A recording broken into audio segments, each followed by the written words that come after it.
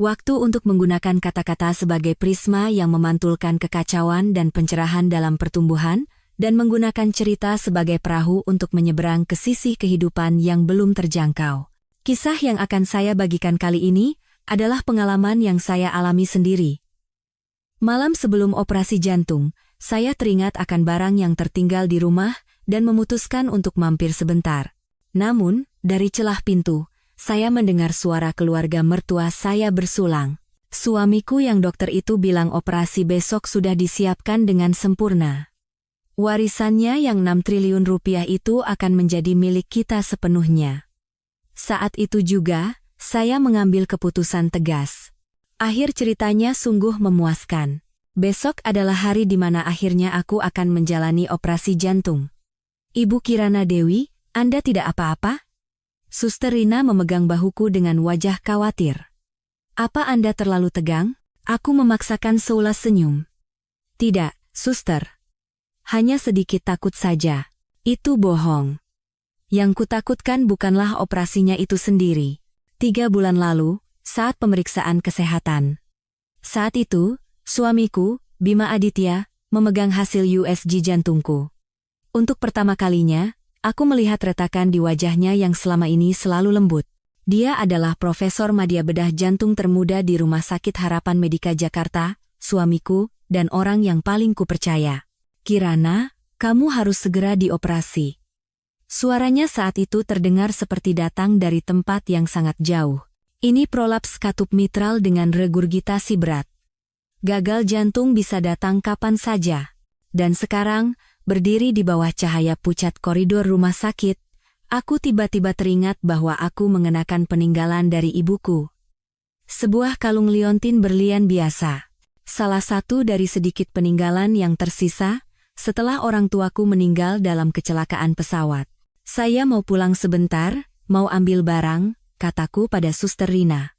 Saya akan kembali dalam 2 jam. Tapi Profesor Bima bilang Anda harus istirahat total.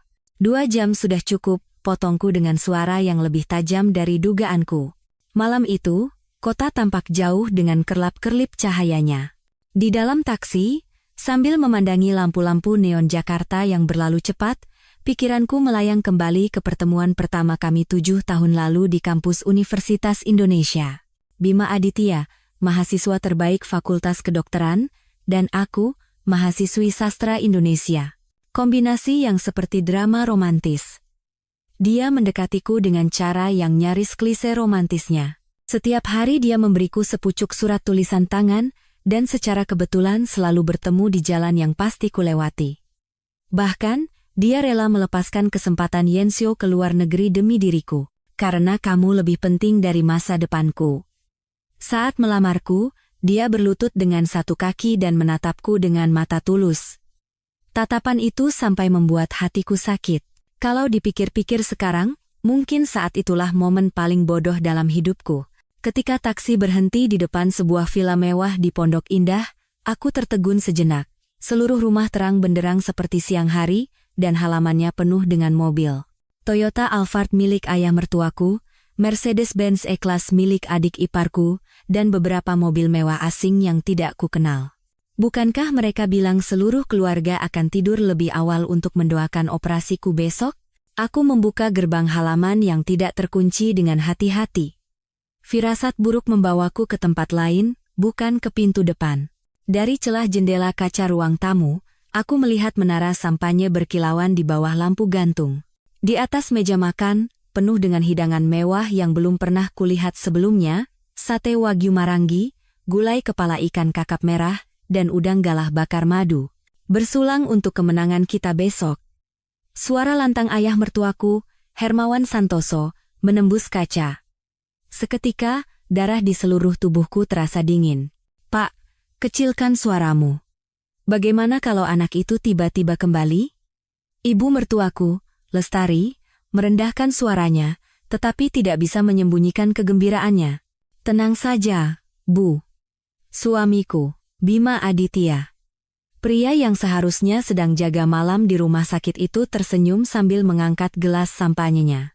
Aku sendiri yang menyiapkan obat tidurnya. Aku sudah memasukkan dosis yang cukup agar dia tidur nyenyak sampai waktu operasi besok. Dan lagi, dia sangat mempercayaiku. Bahkan jika aku bilang matahari itu kotak di depannya sekarang, dia pasti akan percaya. Suara tawa sinis menusuk gendang telingaku. Kak, tapi operasi besok benar-benar tidak akan ada masalah, kan? Suara adik iparku, Maya, terdengar sedikit cemas. Semuanya sesuai rencana. Suara Bima tiba-tiba menjadi sedingin es. Jauh berbeda dari suamiku yang biasanya ramah. Dokter anestesi juga orang kita. Akan terjadi sedikit kecelakaan selama operasi, dan dengan menyesal saya akan mengumumkan, istri tercinta saya tidak berhasil melewati operasi ini. Selesai. Aku nyaris terjatuh karena kakiku lemas, untungnya aku berhasil berpegangan pada dinding. 6 triliun. Bayangkan, 6 triliun rupiah. Suara ayah mertuaku bergetar karena gembira. Bima, kau benar-benar merencanakan ini dengan sangat brilian. Keputusanku menyuruhmu mendekatinya adalah keputusan terbaik dalam hidupku. Orang tuanya juga meninggal di saat yang tepat, suara tawa licik ibu mertuaku menusuk jantungku seperti pisau. Meninggalkan warisan sebanyak itu tanpa kerabat lain, jadi semuanya jatuh ke tangan Bima kita. Anak naif yang tidak tahu apa-apa soal dunia itu, kerjaannya hanya menulis novel cinta-cintaan, Bima menenggak sampahnya. Dalam kenyataannya, cinta pada akhirnya hanyalah transaksi yang dirancang dengan baik. Aku menggigit bibir bawahku begitu keras hingga terasa seperti darah. 7 tahun pernikahan kami ternyata hanyalah kebohongan. Warisan besar yang ditinggalkan orang tuaku, kecelakaan pesawat yang menimpa mereka. Saat itu, Bima kebetulan sedang magang di maskapai penerbangan tersebut. Sekarang bukan waktunya untuk hancur. Dengan tangan gemetar, aku mengeluarkan ponselku dan menyalakan fungsi rekam video. Aku mengarahkan lensa ke pesta gila di dalam jendela. Aku butuh bukti. Aku harus berpikir jernih. Loh, kenapa Diana tidak datang? Tanya ibu mertuaku tiba-tiba. Dia sedang hamil, jadi kurang nyaman datang ke acara seperti ini, suara Bima tiba-tiba melembut. Besok, setelah semuanya selesai, aku bisa bersama Diana dengan bangga. Anak kita juga akan punya keluarga yang utuh. Diana. Diana Sari. Aku tahu suara itu. Kepala bagian farmasi di rumah sakit, junior kompeten yang selalu dibanggakan Bima. 3 bulan lalu, orang yang meresepkan dan menyiapkan obat baru untukku adalah dia. Rasa mual naik dari perutku. Aku memaksa diri untuk terus merekam. Setelah merekam cukup bukti, aku keluar dari halaman tanpa suara. Begitu kembali naik taksi, akhirnya aku membiarkan air mataku mengalir.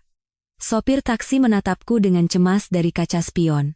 Aku menggelengkan kepala. Ke rumah sakit, Pak, secepat mungkin.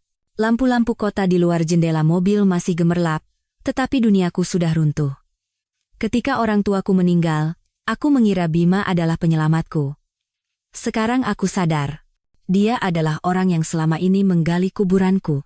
Tapi ada satu hal yang kalian lewatkan, batinku sinis sambil menggenggam erat kalung liontin berlian peninggalan ibuku. Aku, Kirana Dewi, bukanlah domba yang pasrah begitu saja. Aku mengeluarkan ponsel dan menekan nomor yang tidak pernah kuhubungi selama 7 tahun. Amanda, ini aku. Suaraku terdengar begitu tenang, bahkan aku sendiri terkejut, aku butuh bantuanmu. Setelah menutup telepon, aku langsung menekan nomor lain. Pengacara pribadi yang ditunjuk orang tuaku sebelum mereka meninggal, sekaligus pelaksana dana perwalian warisanku. Bapak Hartono, tolong segera bekukan semua aset atas nama saya, ya, termasuk rekening bersama dengan Bima Aditya.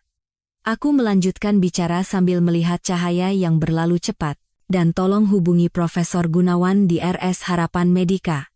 Benar, beliau yang ahli bedah jantung terbaik itu. Jadwal operasi saya besok harus diubah. Setelah menutup telepon, aku mengambil napas dalam-dalam. Besok, di atas meja operasi, akan ada drama pembalikan yang tidak pernah mereka duga. Dan sutradara drama kali ini adalah aku. Cahaya lampu ruang operasi begitu menyilaukan hingga aku harus menyipitkan mata. Bau desinfektan menusuk hidung. Aku mencoba menjaga ketenangan dengan menghitung jumlah ubin di langit-langit. Hari ini adalah hari pertaruhan nyawa. Secara harfiah. Tekanan darah 120,80, detak jantung 72, semua normal. Suara dokter anestesi terdengar dari balik masker. Saat dia menatapku, ada simpati yang nyaris tak terlihat di matanya. Aku mengangguk hampir tak kentara. Dia adalah Dr. Fajar, spesialis anestesi yang direkrut langsung oleh Profesor Gunawan. Katanya, dia punya riwayat buruk dengan Bima. Musuh dari musuhku, saat ini, adalah sekutu terkuatku. Jangan tegang, Bu Kirana, kata Dr. Fajar sambil menaikkan suaranya dengan sengaja seraya mengatur kecepatan infus. Suami Anda menunggu di luar. Operasinya akan berjalan lancar. Aku tahu ini adalah pesan untuk alat penyadap yang mungkin ada. Bima, sebagai dokter di rumah sakit ini, bisa melakukan apa saja di ruang operasi. Tadi malam setelah meninggalkan rumah, aku semalaman menghubungi Profesor Gunawan, sahabat orang tuaku, dan mengganti seluruh tim operasi. Terima kasih, jawabku pelan, sambil mengetuk-netukkan jari di atas surat persetujuan operasi, mengirimkan sinyal Morse, rekam. Dr. Fajar mengangguk tanpa kentara. Bagus. Sejak masuk ruang operasi, semua percakapan akan menjadi bukti. Pembiusan total dimulai, umumkan Profesor Gunawan yang memimpin operasi. Cairan dingin mengalir ke pembuluh darahku. Sesuai petunjuk Dr. Fajar sebelumnya, aku berpura-pura perlahan kehilangan kesadaran. Kelopak mataku terasa berat, napasku melambat, dan akhirnya aku benar-benar memejamkan mata. Namun, berkat obat bius yang diracik khusus, aku sebenarnya berada dalam kondisi sadar yang aneh, di mana aku bisa merasakan segala sesuatu yang terjadi di sekitarku, hanya saja tidak bisa bereaksi. Ini adalah tahap pertama dari jebakan yang telah kurancang dengan cermat. Pasien sudah dalam kondisi terbius, lapor Dr. Fajar secara resmi. Aku bisa merasakan dengan jelas sayatan pisau bedah di kulitku, tetapi tidak ada rasa sakit. Aku mendengar suara Profesor Gunawan memberi instruksi pelan kepada asistennya, suara jernih instrumen medis yang beradu. Profesor Bima baru saja mengirim pesan, menanyakan situasi, kata seorang perawat pelan, jantungku berdebar kencang, monitor langsung berbunyi alarm, tekanan darah naik. Mungkin reaksi awal anestesi, saya akan tambah dosis penenangnya, Dr. Fajar dengan cekatan menutupi gejolak emosiku. Setetes keringat dingin mengalir di pelipisku, dan seorang perawat dengan lembut menyekanya. Bima benar-benar memantau proses operasi. Tampaknya dia sudah tidak sabar untuk menerima warisanku. Pikiranku melayang ke 3 tahun lalu, saat orang tuaku baru saja meninggal. Kecelakaan pesawat itu merenggut 2 orang yang paling kucintai dan meninggalkan warisan sebesar 6 triliun rupiah. Saat itu, Bima sangat baik. Dia menawarkan diri untuk mengurus semua prosedur hukum dan keuangan. Kamu terlalu berduka. Serahkan urusan remeh-temeh ini padaku, katanya sambil mengelus kepalaku dengan tatapan lembut. Aku akan urus semuanya. Aku begitu terharu saat itu, memikirkannya sekarang membuatku merinding. Sejak kapan dia merencanakan semua ini? Apakah semua tindakan romantisnya saat mendekatiku hanya karena warisan ini? Operasi berlangsung selama 4 jam. Aku tetap sadar sepanjang waktu, mendengarkan percakapan profesional para dokter dan merasakan proses perbaikan jantungku. Saat jahitan terakhir selesai, Profesor Gunawan menghela napas panjang, operasi berhasil. Katup mitral sudah diperbaiki dengan sempurna. Setelah pulih, fungsi jantung akan kembali lebih dari 90%. Perlu saya beritahu Profesor Bima? Tanya seorang perawat. Tentu saja, kata Profesor Gunawan dengan nada biasa. Sampaikan padanya bahwa istrinya sangat kuat, dan operasinya berjalan sangat lancar. Aku bisa membayangkan ekspresi Bima saat mendengar berita ini. Bukankah tadi malam dia sesumbar bahwa aku akan mati di meja operasi?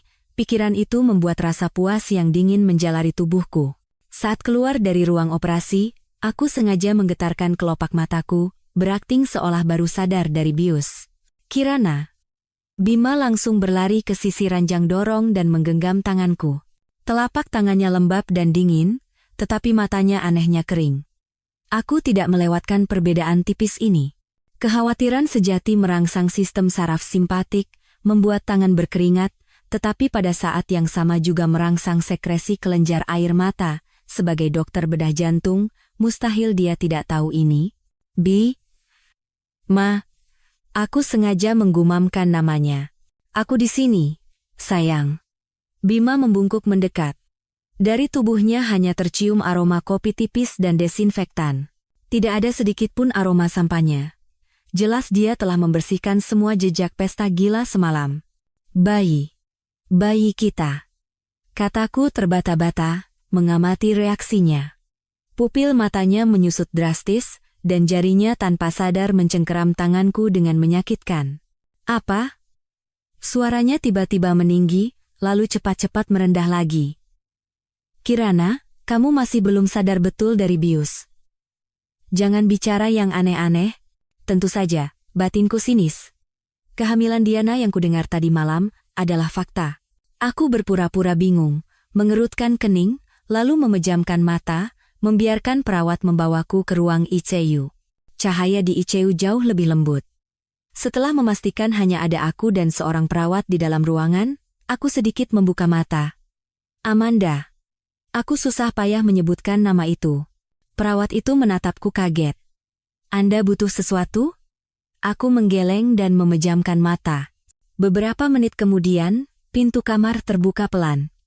Aroma parfum Chanel nomor 5 yang familiar tercium. Tanpa membuka mata pun aku tahu siapa itu, tolong semuanya keluar. Saya teman pasien dan dokter bedah saraf. Saya perlu memeriksa refleks neurologisnya sendirian. Suara wanita yang tegas terdengar. Saat langkah kaki menjauh dan pintu tertutup, aku langsung membuka mata. Sahabatku, Dr. Amanda Wijaya. Wajahnya yang tirus dan modis dipenuhi kekhawatiran dan amarah. Hari ini dia tidak memakai riasan, lingkaran hitam di bawah matanya terlihat jelas. Sepertinya dia tidak tidur semalaman. Kamu benar-benar gila, bisiknya. Tahu tidak betapa kagetnya aku menerima teleponmu? Kalau Profesor Gunawan tidak mengonfirmasi, aku pasti mengira kamu berhalusinasi sebelum dibius. Aku mencoba tersenyum, tetapi sudut bibirku sakit karena intubasi. Apa yang kamu temukan? Tanyaku dengan suara serak.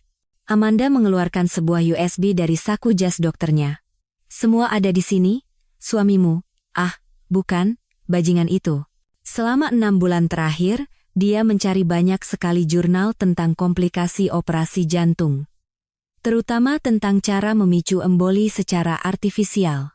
Aku menahan napas. Emboli adalah penyakit turunan dari pihak ibuku. Itu juga disebutkan dalam laporan autopsi kecelakaan pesawat orang tuamu, bisik Amanda di telingaku, dan Diana Sari. Dia bukan apoteker biasa. Dia junior Bima di kedokteran, mereka pernah pacaran lalu putus. Tapi 3 bulan lalu, tepat saat kamu mulai sakit, dia tiba-tiba pindah dari rumah sakit Universitas Negeri di daerah ke sini. Aku memejamkan mata, mencerna informasi. Semuanya terhubung. Penyakit jantungku, obat yang diracik khusus, kecelakaan saat operasi. Ini adalah pembunuhan yang direncanakan dengan rapi. Dan Amanda ragu sejenak. Aku memeriksa catatan keuangan Bima. Selama 2 tahun terakhir, dia membeli 5 polis asuransi jiwa bernilai besar. Penerima manfaatnya. Semua dirinya sendiri. Berapa? Tanyaku datar. Total 120 miliar rupiah. Aku nyaris tertawa terbahak-bahak. Warisan 6 triliun masih kurang, dia juga mengincar uang asuransi. Ketamakan Bima melampaui imajinasiku. Ada yang harus kamu lakukan, kataku sambil menggenggam tangan Amanda. Hubungi Pak Hartono, minta dia mengaktifkan proyek Phoenix. Mata Amanda membelalak. Sungguh? Itu kan rencana darurat terakhir peninggalan orang tuamu. Kamu yakin? Suaraku lemah tapi tegas. Dan pasang orang untuk mengawasi Diana Sari. Kalau dia hamil, dia pasti akan melakukan sesuatu. Amanda mengangguk, lalu mengeluarkan ponsel baru dari sakunya dan menyelipkannya di bawah bantalku. Pakai ini untuk komunikasi, ponsel bersih, tidak terdaftar atas namamu. Saat dia hendak pergi, terdengar langkah kaki di luar pintu. Aku cepat-cepat memejamkan mata dan kembali ke kondisi lemah. Pintu terbuka dan suara Bima terdengar. Dokter Amanda, bagaimana keadaan Kirana? operasinya berhasil, tapi dia butuh istirahat total. Terutama secara psikologis, jangan sampai menerima guncangan apapun. Nada bicara Amanda profesional dan dingin. Tentu saja. Saya juga dokter, saya mengerti. Bima mendekati ranjang. Aku merasakan tangannya menyentuh dahiku. Saya akan merawatnya sendiri. Setelah mereka semua pergi, aku diam-diam merogoh bawah bantalku dan menyentuh ponsel yang dingin itu. Di layar, sudah ada satu pesan dari Pak Hartono. Semua aset berhasil dibekukan, termasuk rekening bersama. Tuan Bima Aditya pagi ini mencoba mentransfer 500 juta rupiah, tetapi gagal. Tampaknya dia mulai curiga. Tahap pertama proyek Phoenix telah diaktifkan. Aku menghapus pesan itu dengan senyum tipis di bibir. Bima mengira dia adalah raja di papan catur ini, tetapi papan itu sudah terbalik. Di luar jendela ICU, malam semakin larut. Lampu-lampu kota di kejauhan tampak seperti bintang yang jatuh ke bumi. Setelah orang tuaku meninggal, aku merasa menjadi orang paling kesepian di dunia. Sampai Bima muncul dan menangkapku yang sedang jatuh dengan jaring kelembutan yang dirajutnya. Sekarang, jaring itu telah menjadi jerat, dan orang yang memegang tali harus berganti. Grafik detak jantung di monitor tampak tenang dan kuat. Jantungku, yang dia kira bisa dihancurkannya dengan mudah, kini berdetak kencang dengan bantuan katup yang baru dijahit. Permainan baru saja dimulai. Sinar matahari yang masuk melalui celah tirai menciptakan bayangan bergaris di atas ranjang rumah sakit. Saat aku menghitung garis ke-7, pintu kamar terbuka. Tanpa membuka mata pun, aku tahu siapa yang datang dari campuran bau desinfektan dan parfum pria Armani yang dikenalnya. Kirana, bagaimana keadaanmu hari ini? Suara Bima semanis madu. Tangannya dengan lembut menyentuh dahiku, pura-pura memeriksa suhu tubuhku. Aku perlahan membuka mata. Sengaja mengaburkan fokus selama beberapa detik sebelum dengan susah payah menatap wajahnya. Sudah, jauh lebih baik. Aku mengucapkan setiap kata seolah-olah dengan sekuat tenaga. Sebenarnya, pada hari kelima pasca operasi, aku sudah bisa turun dari tempat tidur dan berjalan. Tentu saja, itu adalah latihan rehabilitasi rahasia yang kulakukan saat pergantian jaga perawat, menghindari semua CCTV.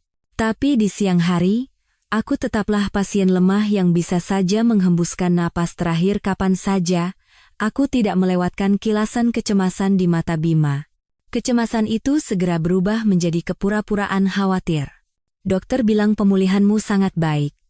Cukup diobservasi seminggu lagi, lalu boleh pulang. Dia menuangkan segelas air, menopang kepalaku, dan membantuku minum.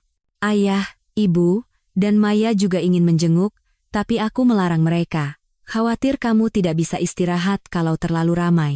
Orang tua, batinku mencibir. Mereka pasti ingin datang untuk memastikan aku hidup atau mati. Pemandangan mereka bersulang malam itu terukir lebih dalam di benakku daripada bekas luka operasi.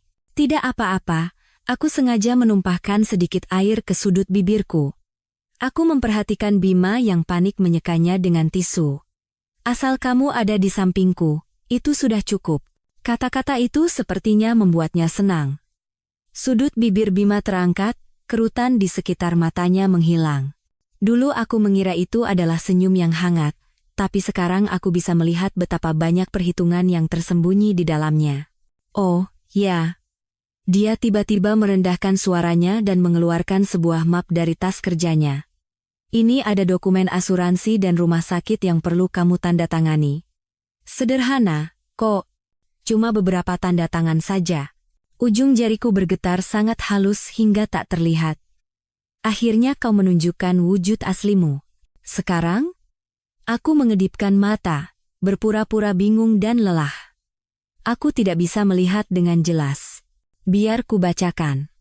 Dia buru-buru hendak membuka dokumen itu, lalu menahan diri.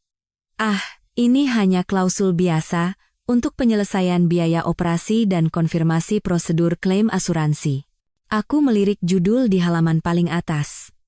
Surat kuasa pengalihan aset. Klausul-klausul dengan huruf kecil tersembunyi dengan cerdik di balik jari-jarinya. Aku pernah melihat dokumen semacam ini dalam contoh kasus yang ditunjukkan Pak Hartono. Begitu menandatanganinya, aku akan menyerahkan semua hak pengelolaan asetku padanya. Aku mengulurkan tangan dengan lemah. Tepat sebelum menyentuh pena, aku sengaja menjatuhkan lenganku, memiringkan kepala ke samping, dan memejamkan mata. Kirana. Kirana. Suara Bima menjadi panik. Bukan karena khawatir, tapi karena takut nasi yang sudah di depan mata tumpah. Aku menggetarkan kelopak mataku beberapa kali, lalu membuka mata sayu. Maaf, tiba-tiba aku lelah sekali. Otot wajahnya berkedut. Dia memaksakan senyum. Tidak apa-apa, nanti saja kalau sudah lebih sadar. Map itu dilemparkan dengan kasar ke dalam tas kerja, resletingnya berbunyi seperti akan robek. Setelah Bima pergi dengan alasan rapat, aku mengeluarkan ponsel dari bawah bantal. Di layar, ada pesan baru dari Amanda. Bukti kunci berhasil direkam. Jam 3 sore ini, atap gedung Pavilion 2. Aku menghapus pesan itu dan menatap keluar jendela. Sinar matahari bulan Maret begitu terang. Di halaman rumput rumah sakit, beberapa pasien sedang berjalan-jalan. Salah satunya, sepasang pria dan wanita berpakaian sipil, langsung kukenali sebagai detektif swasta yang disewa Amanda. Ponsel bergetar lagi. Kali ini dari Pak Hartono. Sesuai rencana, 50% aset likuid telah ditransfer ke rekening luar negeri. Tuan Bima Aditya hari ini mencoba lagi menggunakan rekening bersama, tetapi gagal. Dia menanyakan penyebabnya kepada manajer cabang bank. Aku membalas oke dan mendorong ponsel lebih dalam ke bawah bantal. Setelah mengetahui sifat asli Bima, aku mengaktifkan proyek Phoenix yang diwariskan orang tuaku. Sebuah rencana darurat keuangan yang lengkap, mencakup rekening rahasia, strategi hukum, dan jaringan kontak darurat. Ketika pintu terbuka lagi, aku cepat-cepat kembali ke kondisi lemah. Yang masuk adalah kepala perawat. Dia mendorong troli obat. Ibu Kirana, waktunya minum obat. Dia berkata dengan ramah sambil menaruh beberapa butir pil di cangkir kecil. Aku menatap pil-pil putih itu. Tiba-tiba teringat apoteker hamil, Diana Sari. Apakah obat-obat ini juga melalui tangannya? Apakah ada kandungan khusus lainnya? Bolehkah saya lihat resepnya?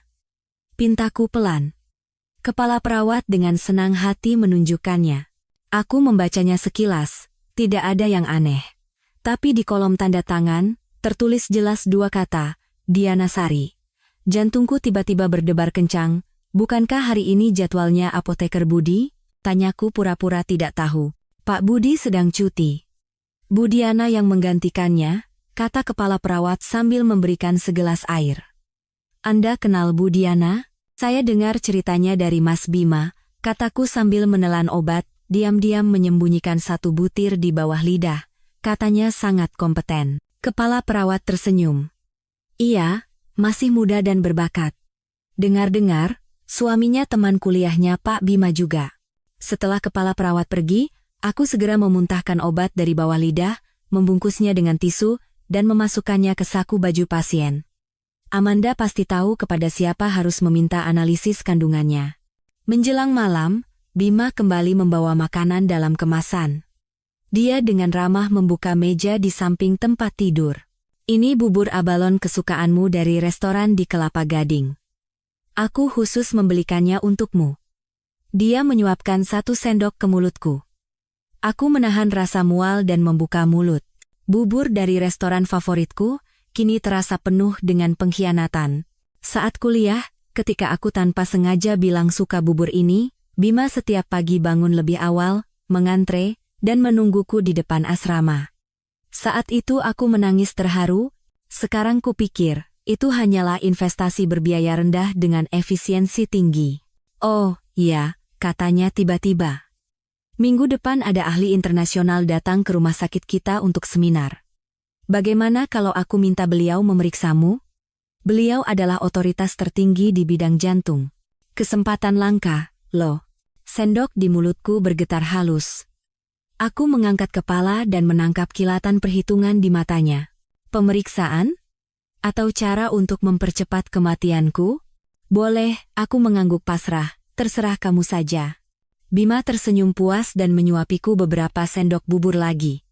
Lalu, dia bertanya seolah-olah tidak ada apa-apa, ngomong-ngomong, di mana kamu simpan dokumen warisan orang tuaku? sertifikat tanah, surat saham, dan semacamnya. Siapa tahu nanti dibutuhkan. Aku mengatupkan rahang. Akhirnya dia masuk ke inti pembicaraan. Jibrangkes, kataku pelan. Tapi aku tidak begitu ingat kata sandinya. Nanti kalau sudah baikan. Ekspresinya mengeras sejenak, lalu cepat kembali normal. Tidak buru-buru, kok. Jaga kesehatanmu saja. Tepat saat itu, ponsel di bawah bantalku bergetar. Bima langsung menoleh waspada ke arah sumber suara. Suara apa itu? Ranjang elektrik, kataku sambil menunjuk ke panel kontrol di kepala tempat tidur. Tadi suster mengaturnya. Dia melihat sekeliling dengan curiga, tapi akhirnya menyerah. Saat dia ke kamar mandi, aku cepat-cepat memeriksa pesan. Foto yang dikirim Amanda. Bima dan Diana berciuman di taman atap rumah sakit. Foto close-up perut Diana yang buncit. Dan serangkaian foto saat mereka bertukar dokumen. Foto terakhir membuat darahku membeku. Judul dokumen terlihat jelas, laporan tes DNA janin. Bagian kesimpulan ditutupi jari, tapi aku tidak butuh bukti lebih lanjut. Suara siraman toilet berhenti. Aku segera mengunci layar. Ketika Bima keluar, aku sedang menatap kosong keluar jendela. Lagi mikirin apa? Dia duduk di samping tempat tidur dan menggenggam tanganku. Aku menoleh, menampilkan tatapan sekosong dan ketergantungan mungkin, mikirin saat kita pertama kali ketemu. Ekspresinya melembut. Saat ospek sastra. Kamu sedang baca buku di bawah pohon flamboyan. Ingatanmu bagus juga, kataku pelan. Tentu saja dia ingat. Pertemuan kebetulan itu adalah titik awal yang telah dia rencanakan dengan cermat. Tapi sekarang aku tahu lebih banyak. Menurut penyelidikan detektif swasta, sebelum pertemuan pertama di bawah pohon flamboyan itu, Bima sudah menyelidiki latar belakang keluargaku melalui dokumen kemahasiswaan. Novel Haruki Murakami, Norwegian Wood, yang kebetulan kami berdua sukai, adalah hasil risetnya. Bahkan kecelakaan yang kemudian menyelamatkan nyawaku kamus tebal yang jatuh dari rak tinggi di perpustakaan juga direkayasanya dengan menyuruh seorang junior. Pernikahan 7 tahun kami adalah kuburan yang dibangun di atas kebohongan. Kalau sudah sembuh, kita ke kampus lagi, ya, kata Bima lembut sambil mengelus rambutku. Sekarang istirahatlah. Dia membungkuk untuk mencium dahiku. Aku menghindar tanpa kentara dengan pura-pura batuk. Bibirnya hanya menyentuh rambutku. Aku ambilkan air hangat, ya. Dia berdiri dengan sedikit canggung. Saat dia membelakangiku dan bergerak sibuk, aku cepat-cepat mengubah mode ponsel yang tersembunyi di bawah selimut menjadi video dan mengarahkannya ke punggungnya. Ketika dia berbalik, aku sudah kembali ke kondisi lemah. Makasih. Aku minum sedikit air yang diberikannya, lalu sengaja menumpahkan gelasnya. Air membasahi spray. Maaf, aku ceroboh sekali. Aku meminta maaf dengan suara gemetar, berpura-pura panik. Tidak apa-apa, Bima menekan bel panggilan dengan jengkel. Ketika perawat datang, dia sudah memakai kembali topeng suami yang baik. Bisa tolong ganti spraynya? Istri saya tidak sengaja menumpahkan air. Perawat itu tersenyum ramah. Profesor Bima perhatian sekali ya sama istrinya. Aku menunduk, menyembunyikan senyum sinis di mataku. Ya, perhatian sampai menginginkan nyawaku. Setelah semuanya beres, Bima melihat jam. Aku harus kerapat sebentar, nanti aku kembali lagi. Begitu pintu tertutup, aku langsung mengeluarkan ponsel dan memeriksa video yang direkam.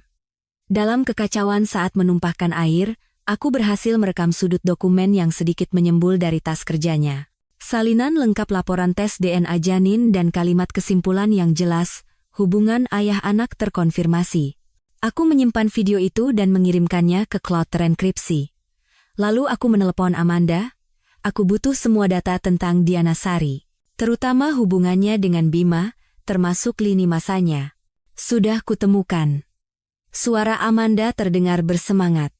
Berita mengejutkan. Mereka tidak putus lalu balikan. Mereka terus berhubungan. Saat Bima mendekatimu, mereka hanya pura-pura putus. Aku menggenggam ponsel erat-erat. Bekas luka operasi di dadaku terasa nyeri samar. Sejak awal, aku hanyalah target konspirasi mereka. Yang lebih parah, lanjut Amanda. atasan Diana di tempat kerja sebelumnya meninggal tahun lalu karena kecelakaan. Alergi obat. Dan apoteker yang menyiapkan obat saat itu adalah Diana Sari. Aku menahan napas. Keluarganya tidak curiga? Keluarganya tiba-tiba pindah ke Kanada. Sangat mendadak. Dan kebetulan, ada sejumlah besar uang dari sumber tidak dikenal masuk ke rekening mereka. Matahari terbenam di luar jendela mewarnai seluruh kamar dengan warna darah. Sambil menatap matahari merah itu, aku tiba-tiba menyadari satu hal. Permainan ini tidak dimulai saat aku menemukan kebenaran. Ini sudah dimulai 7 tahun lalu, di sore hari saat bunga flamboyan berguguran, dan sekarang, giliranku untuk melangkah. Amanda, kataku pelan. Tolong hubungi keluarga atasan yang meninggal itu. Sepertinya sudah waktunya memberitahu Bima Aditya bahwa tidak semua mangsa berjalan pasrah ke dalam perangkap. Koridor rumah sakit selalu dipenuhi bau desinfektan. Aku duduk di kursi roda dengan selimut menutupi lututku. Bima mendorongku dalam perjalanan untuk pemeriksaan rutin. Ini adalah jadwal baru yang ditambahkannya belakangan ini. 2 kali seminggu USG jantung, dengan dalih pengamatan intensif. Bagaimana perasaanmu hari ini? Dia membungkuk di dekat telingaku dan bertanya. Napasnya menyentuh daun telingaku. Dulu, keintiman seperti ini membuat jantungku berdebar, tapi sekarang hanya membuatku mual. Sudah jauh lebih baik, kataku sengaja memperpanjang setiap suku kata dengan suara seringan bulu. Senang sekali bisa keluar.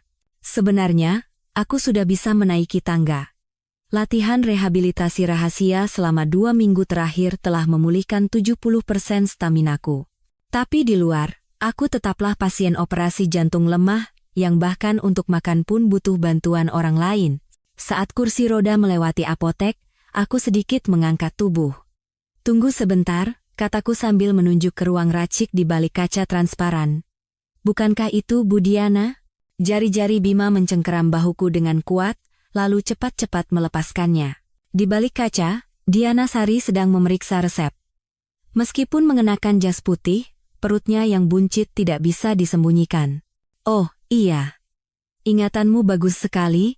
Suaranya tiba-tiba naik 1 oktav. Aku diam-diam mengamati reaksinya. Jakunnya naik turun, keringat dingin membasahi dahinya. Tangan kirinya tanpa sadar memainkan cincin kawin. Perilaku khas Bima saat tegang. Untuk pertama kalinya dalam 7 tahun, aku melihatnya dengan jelas. Beliau hamil, ya, kataku dengan mata membelalak, seolah baru sadar. Waktu itu aku tidak sadar. Napas Bima terdengar lebih cepat. Ah. Iya, katanya sudah jalan 6 bulan. Dia mempercepat laju kursi roda. Kita harus cepat, sudah janji untuk USG. Aku tidak berniat melepaskannya. Suaminya dokter juga, ya? Tanyaku dengan polos. Kursi roda tiba-tiba berhenti. Bima berbalik ke depanku, berlutut, dan memegang kedua tanganku. Kirana, dengarkan aku. Matanya bergetar. Ada gosip tidak baik tentang Bu Diana di rumah sakit. Jangan percaya. Suaminya kerja di luar negeri, jarang pulang. Aku nyaris tertawa. Kebohongan yang sangat payah. Bahkan latar belakang ceritanya tidak disusun dengan benar. Oh, aku menunduk, menyembunyikan senyum sinis di mataku. Hanya saja dia terlihat kerepotan sendirian. Bima menghela napas lega dan berdiri. Dia terus mendorong kursi roda. Iya, tidak mudah. Ngomong-ngomong, minggu depan kamu sudah bisa pulang.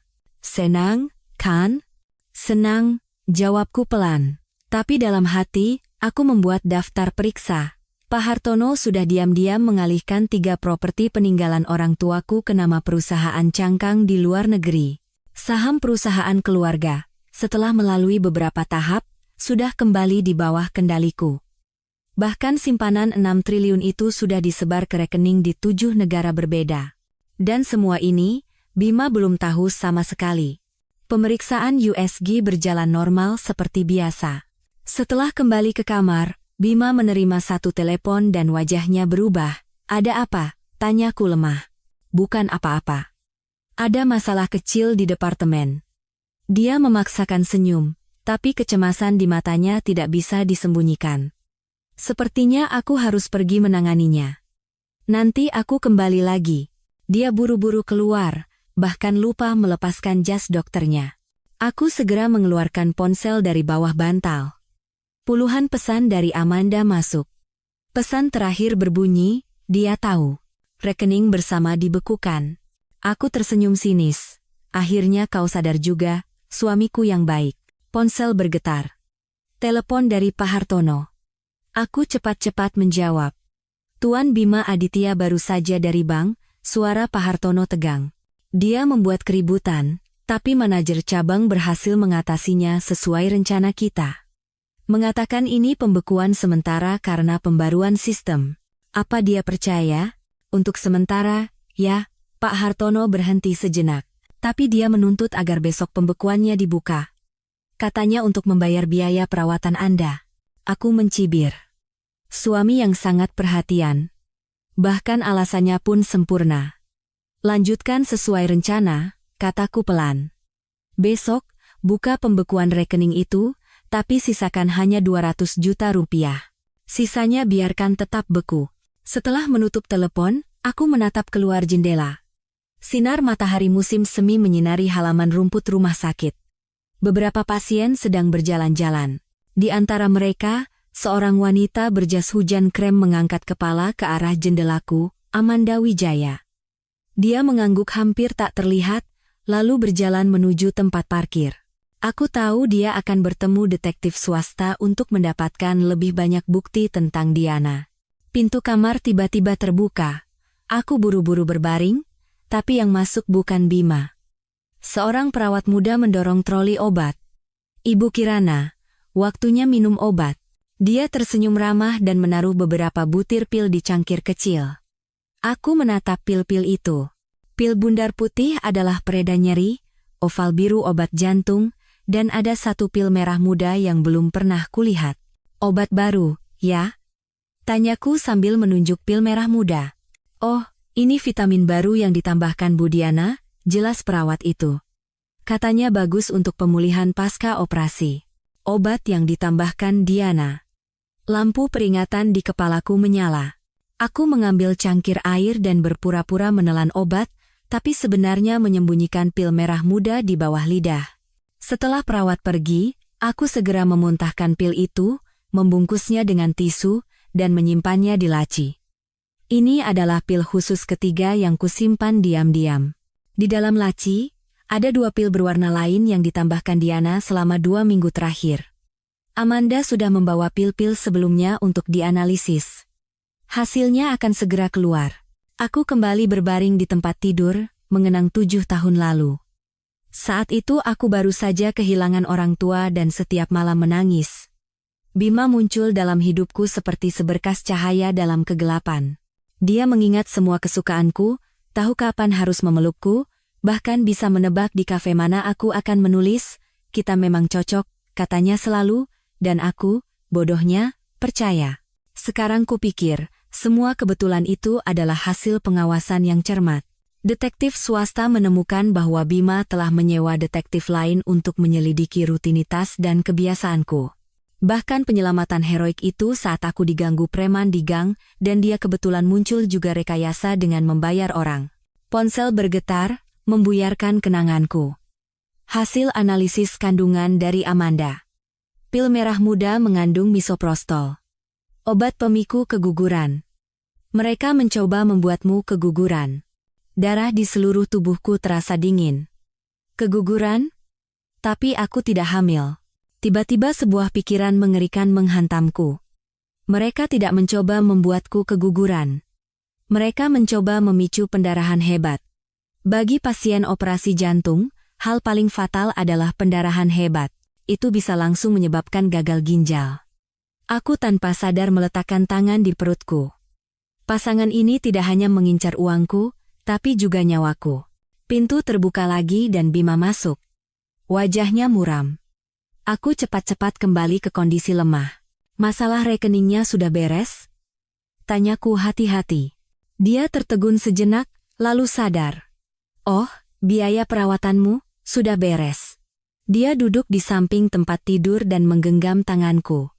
Kirana, ada yang ingin kubicarakan denganmu. Aku mengedipkan mata, berpura-pura naif dan tidak tahu apa-apa. Ada apa? Setelah keluar dari rumah sakit, sepertinya lebih baik kamu tinggal sebentar di panti reda khusus. Ibu jarinya dengan lembut mengusap punggung tanganku. Panti Reda Gria Sejahtera. Aku sudah cari tahu, lingkungannya terbaik, dan ada ahli rehabilitasi jantung terbaik di sana. Panti Reda Gria Sejahtera. Aku nyaris tertawa sinis. Tempat itu terkenal sebagai tempat peristirahatan terakhir para orang kaya. Beberapa orang yang mewarisi kekayaan besar meninggal secara alami di sana. Amanda pernah meliput skandal di tempat itu. Tapi aku mau pulang, kataku sambil menggigit bibir bawah, berpura-pura takut. Dengarkan aku, suaranya lembut, tapi matanya sedingin es. Ini demi kebaikanmu. Dan dia mendekat ke telingaku. Kebetulan Budiana juga bekerja paruh waktu di sana, jadi dia bisa merawatmu secara khusus. Seluruh tubuhku membeku. Ini sama saja dengan mengirimku ke liang lahat dengan tanganku sendiri. Baiklah, aku menunduk, berpura-pura patuh. Terserah keputusanmu.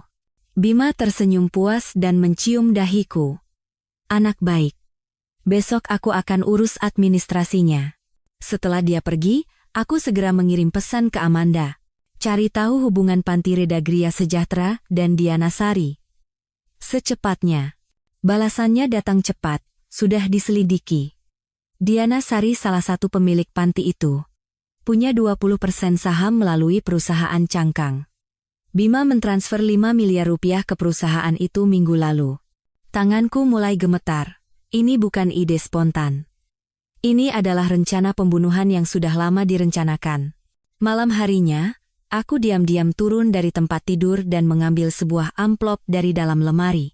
Detektif swasta memberikannya 2 hari lalu. Di dalamnya ada data lengkap Bima dan Diana. Bukti perselingkuhan mereka yang tak terputus dan laporan autopsi atasan Diana sebelumnya. Laporan itu dengan jelas menyatakan penyebab kematian adalah gagal napas akut akibat alergi obat, dan dokter jaga saat itu adalah Bima Aditya. Aku membalik halaman terakhir dan nyaris berhenti bernapas. Surat perjanjian di mana keluarga korban tiba-tiba mencabut gugatan. Tanggal penandatanganannya adalah sehari setelah mereka menerima sumbangan anonim dalam jumlah besar. Metode yang sama, pola yang sama. Bima dan Diana adalah pelaku kambuhan. Kilat menyambar di luar jendela, diikuti suara guntur, badai akan datang. Seperti badai di dalam hatiku. Aku menyembunyikan berkas itu dan kembali ke tempat tidur. Berbaring dengan mata terbuka dalam kegelapan. Besok aku harus pergi ke panti reda itu, rencanaku harus dipercepat. Layar ponsel menyala. Pesan dari Pak Hartono.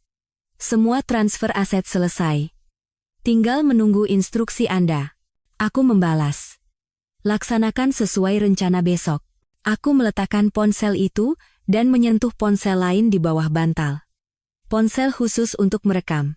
Selama 2 minggu terakhir, aku telah merekam semua percakapan mencurigakan, termasuk saat Bima mendesakku untuk menandatangani dokumen. Hanya saja, bukti pembunuhan paling langsung masih kurang. Badai menghantam jendela. Tiba-tiba sebuah ide berani muncul di benakku. Jika mereka mencoba mendorongku ke kematian, bagaimana jika aku justru mengikuti rencana mereka? Aku mengangkat ponsel dan mengirim pesan transkripsi ke Amanda. Siapkan tahap kedua.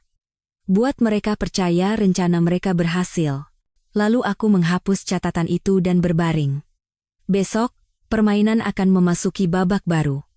Bima mengira dia adalah pemburu, tapi dia tidak tahu bahwa mangsanya sudah berganti tempat.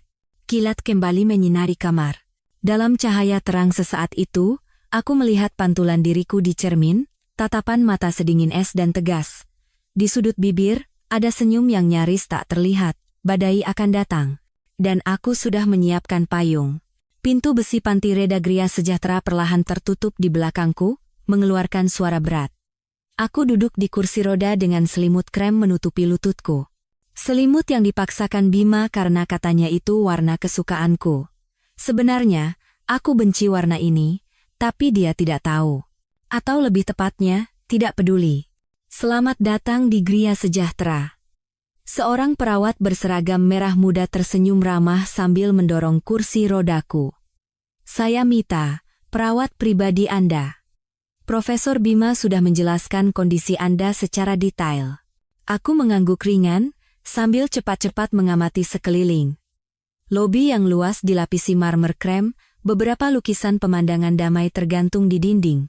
Air mancur di sudut mengeluarkan suara gemericik lembut. Dari luar, ini tampak seperti panti reda mewah, tapi sebenarnya, ini bisa menjadi kuburanku. Kirana, lingkungannya bagus, kan? Bima berjalan di sampingku, meletakkan tangan di bahuku. Aku sengaja memilih kamar yang menghadap ke selatan, biar dapat banyak sinar matahari. Aku memaksakan senyum padanya. Terima kasih. Suaraku dibuat selemah mungkin. Kursi roda menyusuri koridor panjang. Di kedua sisi, ada pintu-pintu yang tertutup rapat. Aku memperhatikan setiap pintu memiliki kunci elektronik dan CCTV di sudut dinding bergerak tanpa suara.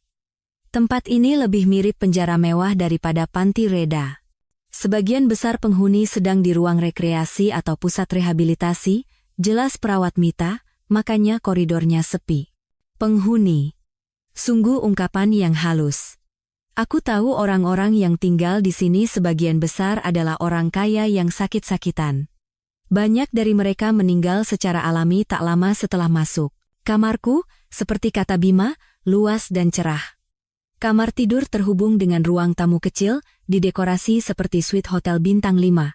Kalau bukan karena peralatan medis di kepala tempat tidur dan tombol panggilan darurat di dinding, aku hampir tidak akan tahu ini adalah kamar pasien. Suka? Bima berlutut di depanku dan menggenggam tanganku. Iya. Aku melihat sekeliling, mataku berhenti sejenak di beberapa tempat yang kemungkinan dipasangi kamera, tapi aku sedikit takut. Dia menepuk-nepuk punggung tanganku. Jangan khawatir. Aku akan menjengukmu setiap hari. Bu Diana juga akan memberimu perhatian khusus. Saat menyebut Diana, ibu jarinya sedikit menggaruk telapak tanganku. Itu adalah Sandi.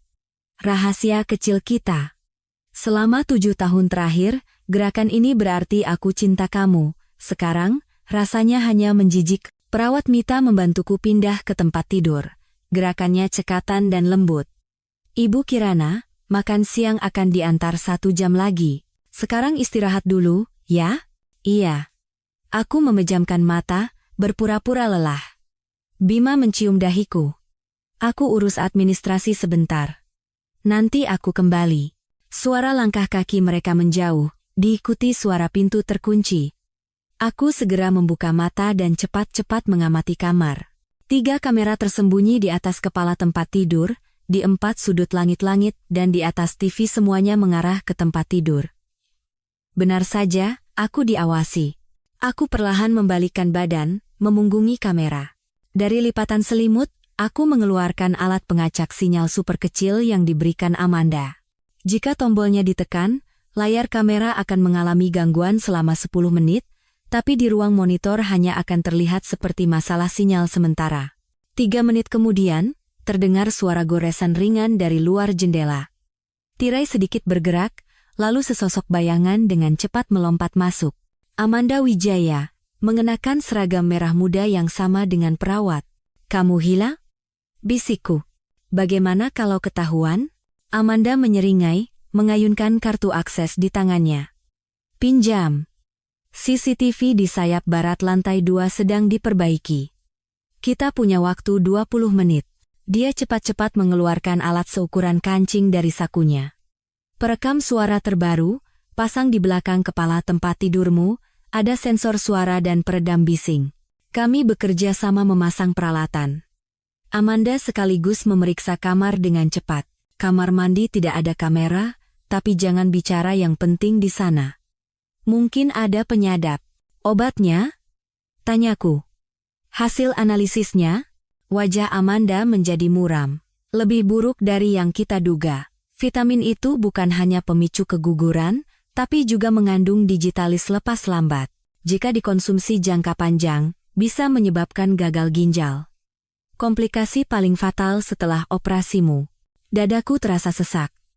Jadi mereka berencana membuatku mati secara alami. agar tidak meninggalkan jejak pembunuhan. Dan Amanda mendekat ke telingaku. Aku menemukan petunjuk tentang mantan pacar Bima. Bukan Diana, tapi yang lebih dulu, saat di kedokteran. Namanya Citra Anindita. Aku tidak pernah dengar tentang dia. Dia bunuh diri 3 bulan sebelum lulus. Amanda memberikan sebuah foto. Ini adiknya, Ratih Anindita. Dia terus menyelidiki kematian kakaknya. Di foto itu, seorang wanita muda memiliki sorot mata yang agak mirip denganku. Rasa dingin menjalari tulang punggungku. Apakah Bima sengaja menargetkan tipe wanita seperti ini? Terdengar langkah kaki di luar. Amanda cepat-cepat memberikan ponsel baru. Hanya bisa kirim pesan transkripsi. Gunakan hanya saat darurat. Lalu dia dengan cepat melompat keluar jendela dan menghilang di balik semak-semak taman. Begitu aku menyembunyikan ponsel, pintu terbuka. Bima masuk, diikuti oleh Diana Sari. Dia mengenakan jas putih, perutnya sudah sangat buncit, wajahnya dihiasi senyum profesional. Ibu Kirana, bagaimana keadaan Anda? Suaranya manis tapi palsu. Saya Diana Sari. Saya yang akan bertanggung jawab atas terapi obat Anda. Aku memaksa diri menatap lurus ke matanya. Terima kasih atas perhatiannya. Di bawah selimut, aku harus mencubit telapak tanganku untuk menahan keinginan menyerang dan mencakar wajah munafiknya. Diana mendekati tempat tidur dan dengan cekatan memeriksa infusku. Saya dengar dari Profesor Bima, pemulihan Anda baik, tapi butuh penanganan khusus. Dia mengambil rekam medis di kepala tempat tidur. Saya sudah menyesuaikan resep obat Anda, menambahkan beberapa suplemen nutrisi. Suplemen nutrisi? Aku nyaris tertawa sinis. Maksudmu racun pembunuh?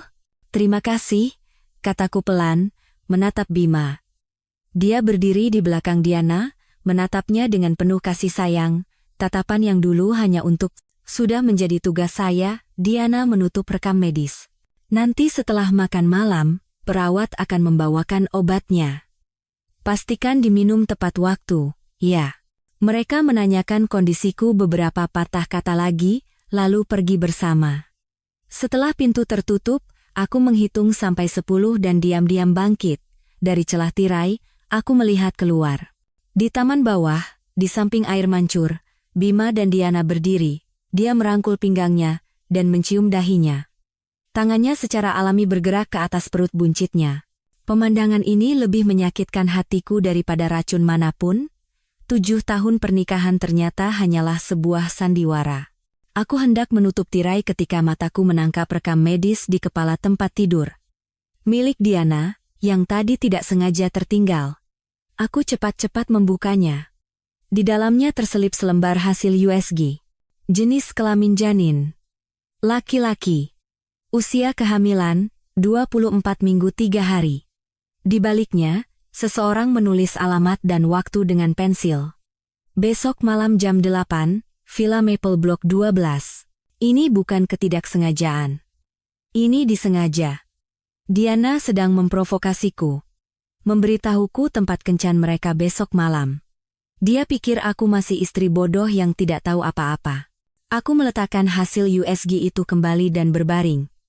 Besok malam jam 8.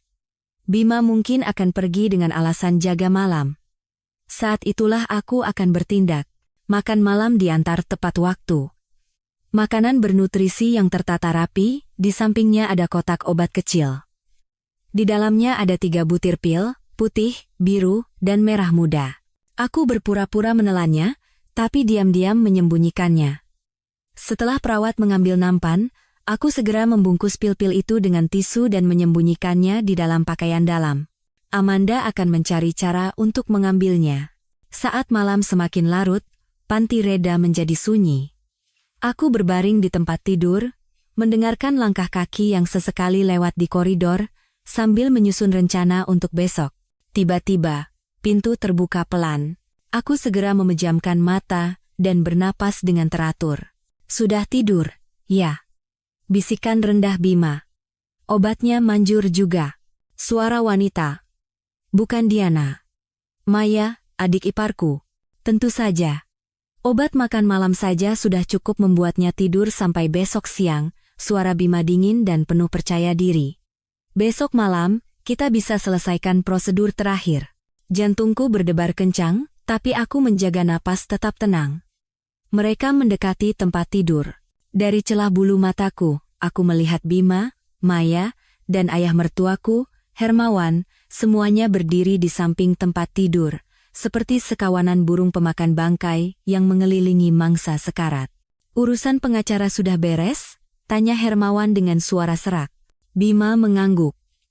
Tinggal dia tanda tangan surat kuasa itu, semua aset akan pindah ke namaku. Setelah itu, kalaupun terjadi sesuatu padanya, tidak ada yang akan curiga. Dia benar-benar tidak curiga? Desak Maya. Tadi siang dia tiba-tiba bertanya tentang Bu Diana. Dia itu cuma orang bodoh yang naif, cibir Bima. Selama 7 tahun, dia percaya semua omonganku. Besok malam, saat aku pura-pura jaga, kalian datang bawa surat kuasanya dan minta tanda tangan. Saat baru bangun tidur adalah saat paling linglung, dia tidak akan membaca isinya dengan teliti. Setelah itu, suara Maya terdengar bersemangat. Setelah hening sejenak, Bima berkata pelan, Diana sudah menyiapkan obat khusus, yang membuatnya terlihat seperti serangan jantung. Autopsi pun tidak akan menemukan penyebabnya. Aku nyaris tidak bisa menahan napas. Mereka begitu santai membahas rencana pembunuhanku. Yang lebih mengerikan, ini terdengar seperti metode yang sudah biasa bagi mereka. Seperti si Citra Anindita itu, tanya Maya tiba-tiba. Jantungku serasa berhenti berdetak.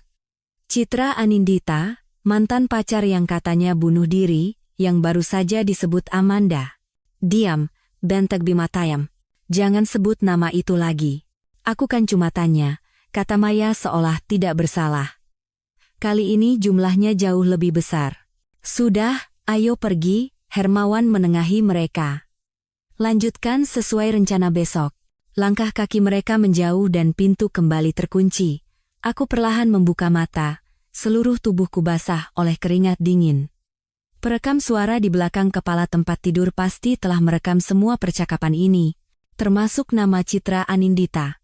Aku diam-diam mengeluarkan ponsel baru yang diberikan Amanda dan mengirim pesan terenkripsi. Darurat.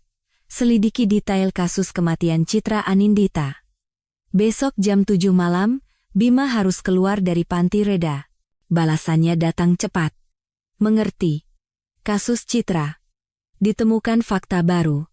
Sebelum meninggal, dia mengubah surat wasiat, mewariskan seluruh hartanya kepada tunangannya. Tapi keluarga bersikeras dia tidak punya pacar. Tanganku mulai gemetar.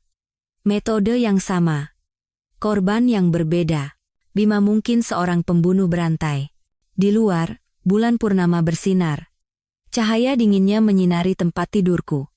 Besok adalah hari pertarungan hidup dan mati, dan aku sudah siap. Bima mengira aku adalah domba di rumah jagal, tapi dia tidak tahu bahwa aku sudah mengasah cakarku. Sinar matahari pagi menembus tirai tipis. Hal pertama yang kulakukan setelah membuka mata adalah memeriksa apakah perekam suara yang kusembunyikan di bawah bantal masih ada. Percakapan keluarga Bima semalam berputar di kepalaku seperti ular berbisa. Mereka akan bertindak hari ini.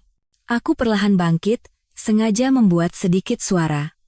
Beberapa menit kemudian, pintu terbuka dan perawat Mita masuk membawa nampan obat. Selamat pagi, Ibu Kirana.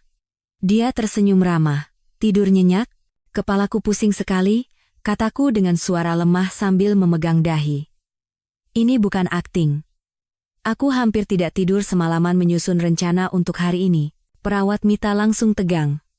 Tekanan darah Anda sedikit rendah. Saya suntikan glukosa, ya. Saat dia keluar, aku cepat-cepat mengeluarkan ponsel baru dari bawah kasur. Ada pesan terenkripsi yang masuk subuh tadi. Terobosan kasus Citra Anindita. Seminggu sebelum meninggal, surat wasiat diubah untuk tunangan bernama Tuan B. Laporan autopsi dipalsukan, aslinya tercatat mati lemas, sudah berhasil menghubungi adiknya, Rati Anindita. Tanganku mulai gemetar. Korban lain yang dibuat seolah-olah kecelakaan.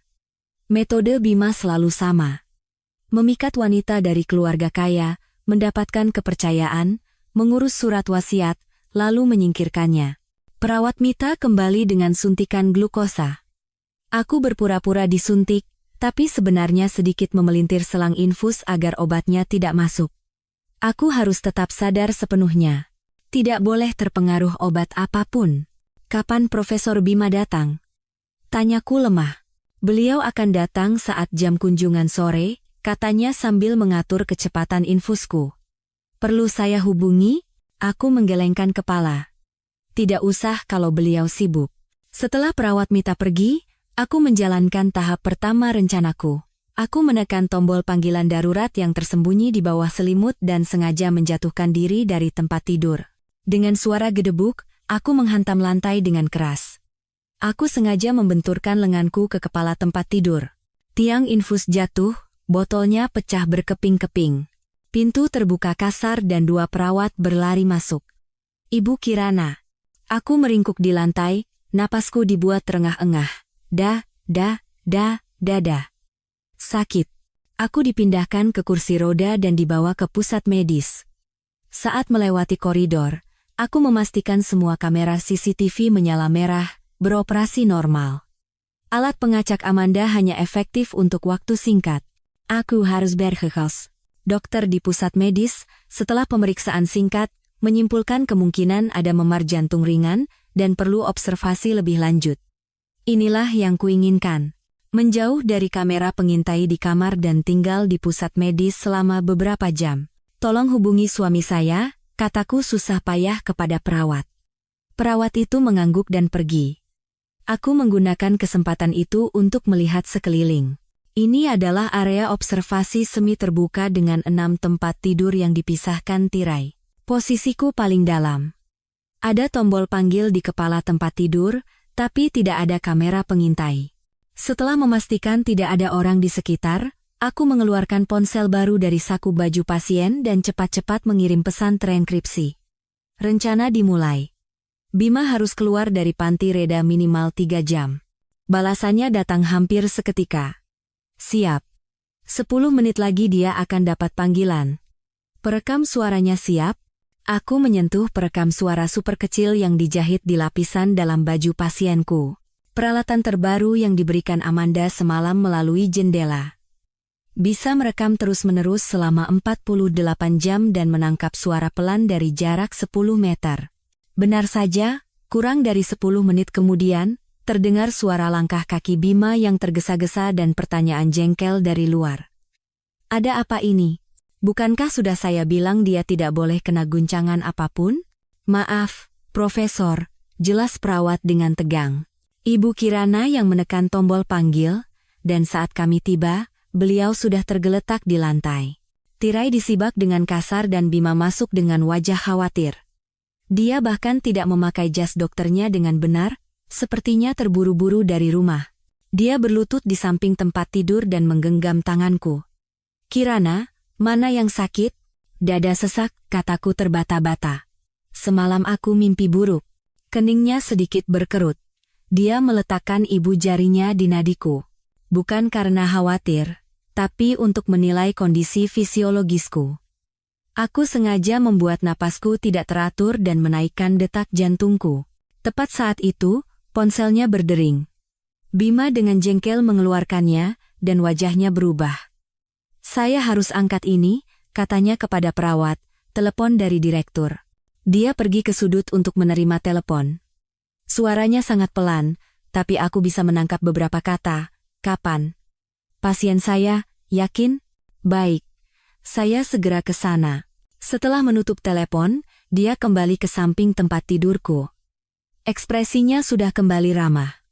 Kirana, ada rapat darurat di rumah sakit, aku harus pergi. Kamu akan aman di sini. Aku akan kembali secepat mungkin. Aku memegang lengan bajunya, berpura-pura ketakutan. Jangan pergi. Sayang, dia melepaskan genggaman tanganku. Ini operasi transplantasi jantung. Menyangkut nyawa orang. Setelah berkata begitu, dia buru-buru mencium dahiku dan pergi. Aku menghela napas lega.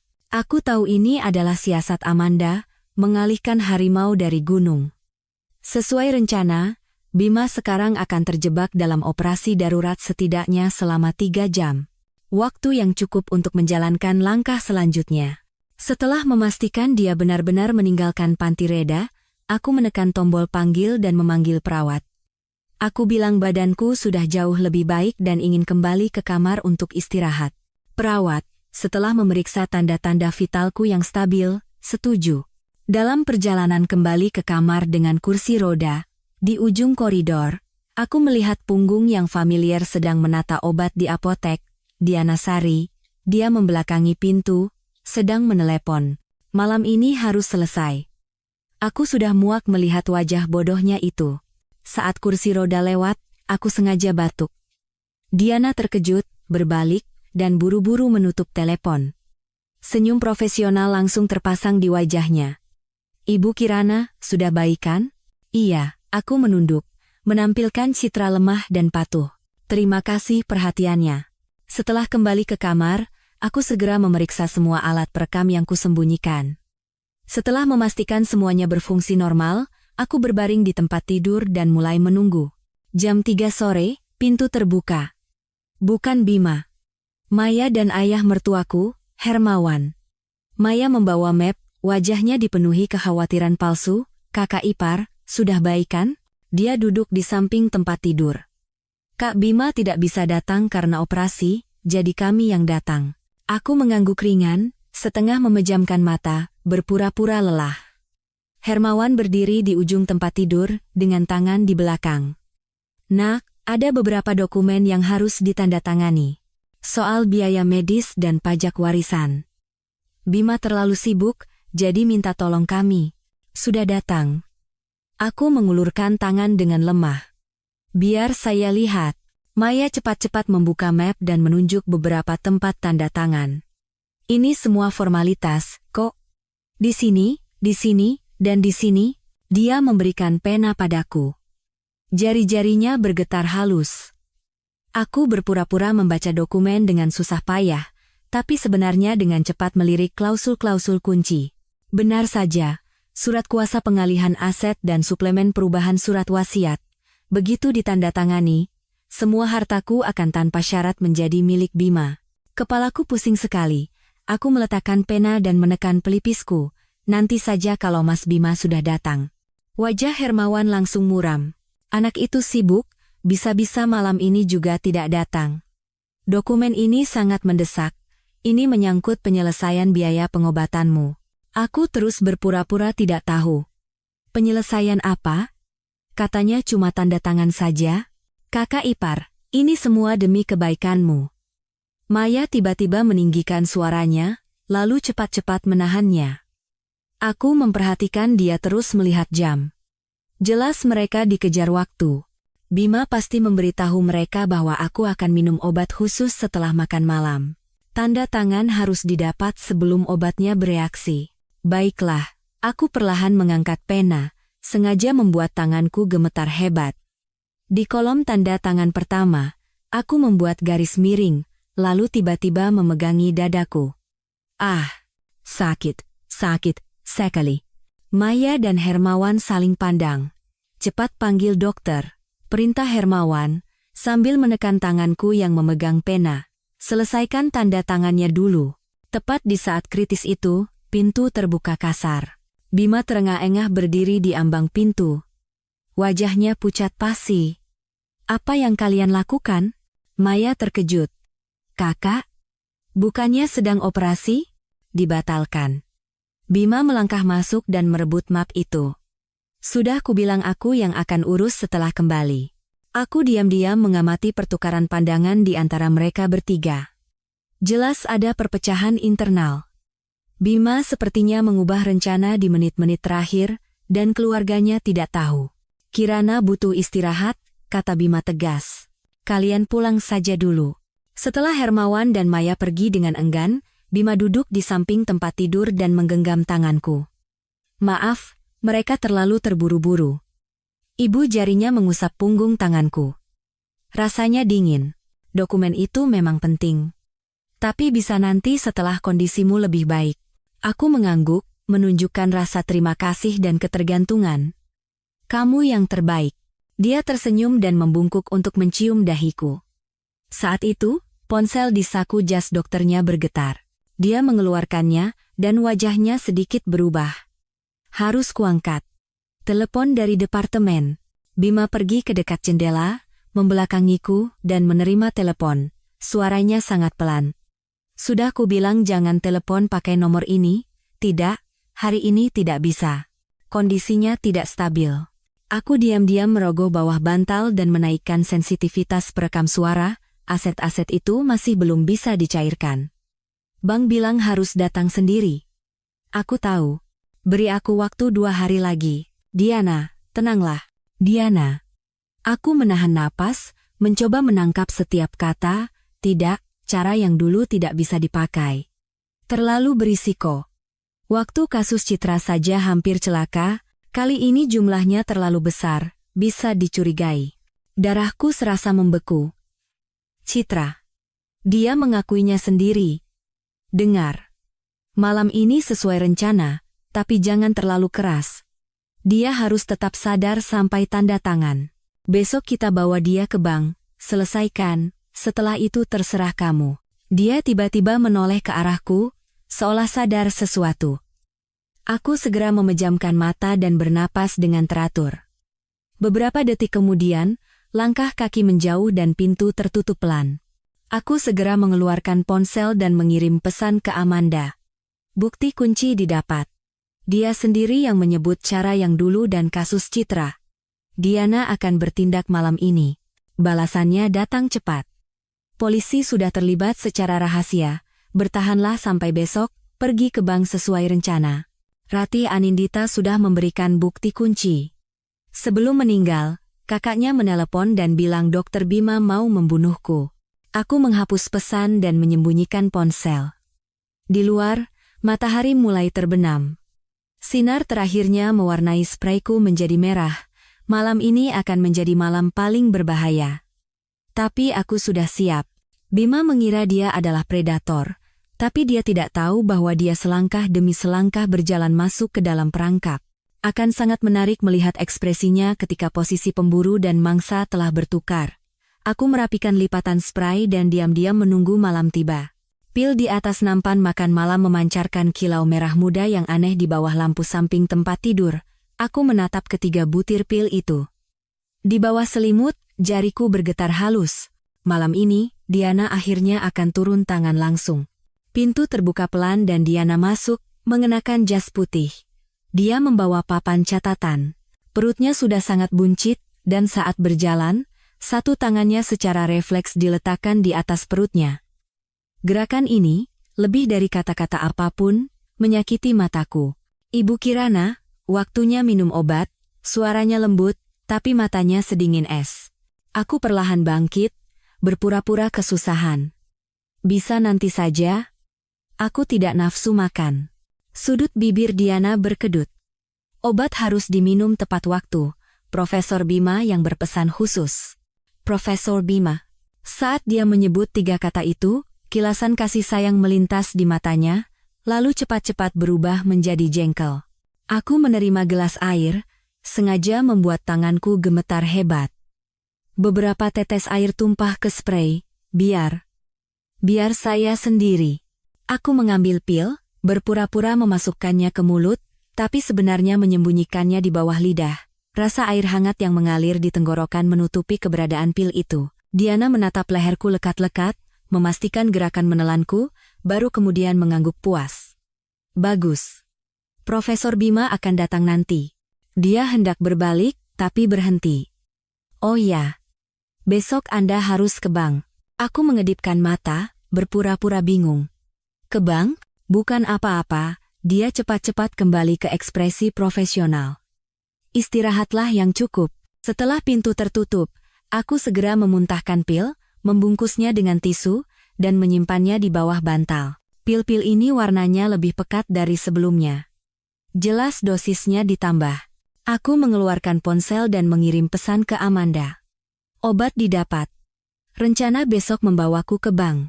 Balasannya datang cepat. Hasil analisis mengejutkan. Digitalis dengan dosis 10 kali lipat dari dosis mematikan. Bisa memicu serangan jantung mendadak. Saksi sudah diamankan. Besok kita tarik jaringnya. Aku menghapus pesan dan berbaring. Di luar sudah malam pekat, panti reda sunyi, sekarang jam 9 malam.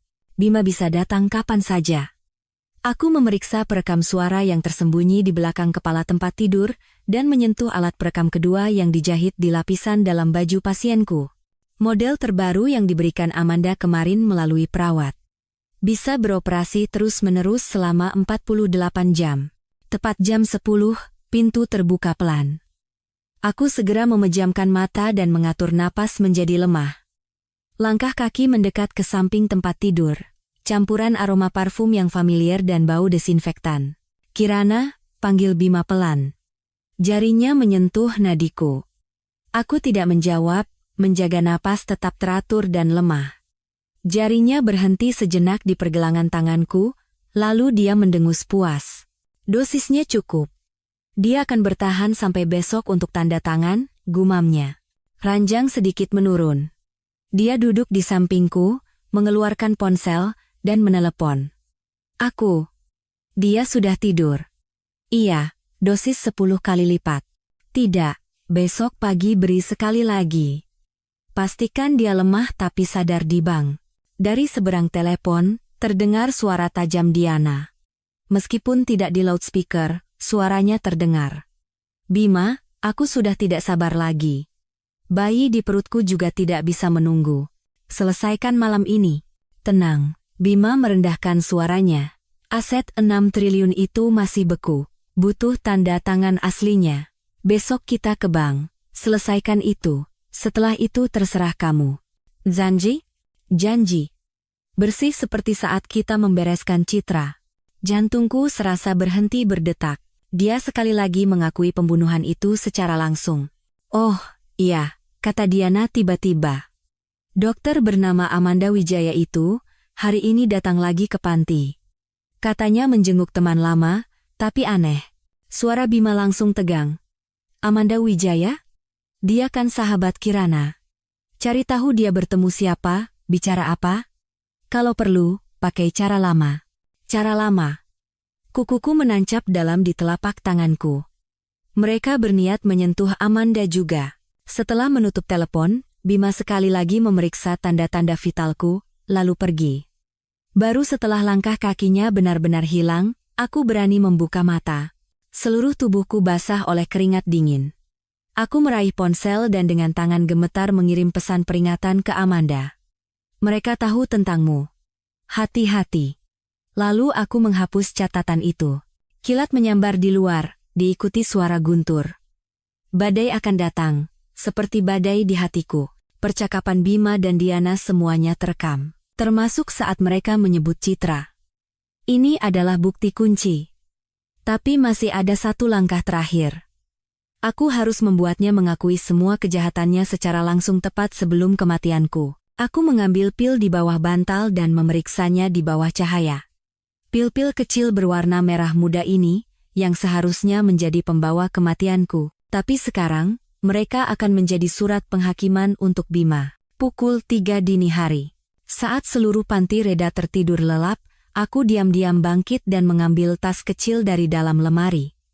Perlengkapan yang diselipkan Amanda minggu lalu. Di dalamnya ada suntikan khusus yang bisa membuat detak jantung sementara menjadi lemah dan tidak teratur, beberapa sachet bubuk putih yang jika dilarutkan dalam air akan menghasilkan busa mirip edema paru, dan peralatan kamera super kecil yang bisa disembunyikan di hiasan kamar. Aku dengan cekatan memasang semuanya dan menyuntikkan cairan itu ke tubuhku. Hampir seketika, jantungku mulai berdetak tidak teratur, napasku menjadi sesak. Aku kembali ke tempat tidur dan menekan tombol panggilan darurat. Kekacauan setelahnya persis seperti yang kuduga. Tim medis berhamburan masuk ke kamar, monitor berbunyi nyaring. Bima, dengan pakaian seadanya, berlari masuk dengan wajah penuh kepanikan palsu. "Edema paru. Siapkan intubasi." Teriaknya setelah memeriksa. Di tengah kesibukan, aku merasakan jarum menusuk pembuluh darahku, obat mengalir masuk. Ini adalah obat darurat sungguhan, yang akan menetralkan obat yang baru saja kusuntikkan. Tapi di mata orang lain, aku tampak seperti di ambang kematian. "Tekanan darah 60,40, teriak seseorang. "Kirana, sadarlah." Bima menggenggam tanganku, suaranya bergetar. Sungguh akting yang luar biasa. Aku hampir bertepuk tangan untuknya. Tim medis sibuk di sekitarku, berbagai peralatan darurat digunakan. Aku setengah memejamkan mata, menjaga napas tetap lemah dan susah payah. Sengaja mengeluarkan sedikit busa dari mulutku, efek dari bubuk putih pemberian Amanda. Setelah 30 menit penanganan darurat, tanda-tanda vitalku akhirnya stabil, tapi masih dalam kondisi kritis. Tim medis pergi satu persatu, hanya menyisakan Bima dan dokter Jaga. Kondisinya kritis, kata dokter Jaga dengan serius. Sepertinya komplikasi pasca operasi ditambah reaksi obat, perlu pengawasan ketat. Bima mengangguk berat. Saya akan menjaganya. Anda boleh istirahat. Setelah semua orang pergi, dia mengunci pintu dan kembali ke samping tempat tidurku. Aku membuka mata sayu. Bima, jangan bicara. Dia menggenggam tanganku. Suaranya lembut, tapi matanya dingin. Kamu akan baik-baik saja. Aku akan mati? Aku membiarkan air mata mengalir di pipiku. Dia terdiam sejenak, lalu tiba-tiba tertawa. Senyum aneh yang belum pernah kulihat. Sebenarnya, Kirana, kematian mungkin adalah pembebasan bagimu. Aku menahan napas. Sudah datang. Akhirnya dia akan melepaskan topengnya. Selama 7 tahun, setiap hari aku harus berakting melihat wajah naifmu itu, suaranya lembut tapi jahat. Tahu tidak betapa menjijikannya itu? Pura-pura mencintaimu, pura-pura tertarik dengan novel membosankan dan mimpi kekanakanmu. Aku susah payah terengah-engah, menunjukkan keterkejutan dan patah hati. Kenapa? Uang. Tentu saja karena uang, cibirnya. Orang tuamu meninggal di saat yang tepat. Meninggalkan warisan sebanyak itu. Sayangnya, semua atas namamu, jadi aku harus terus berakting sebagai suami yang sempurna. Citra, Anindita, aku susah payah menyebutkan nama itu. Ekspresi Bima mengeras sejenak. Bagaimana kau? Lalu dia rileks. Tidak masalah. Sebentar lagi kau akan bertemu dengannya di alam baka.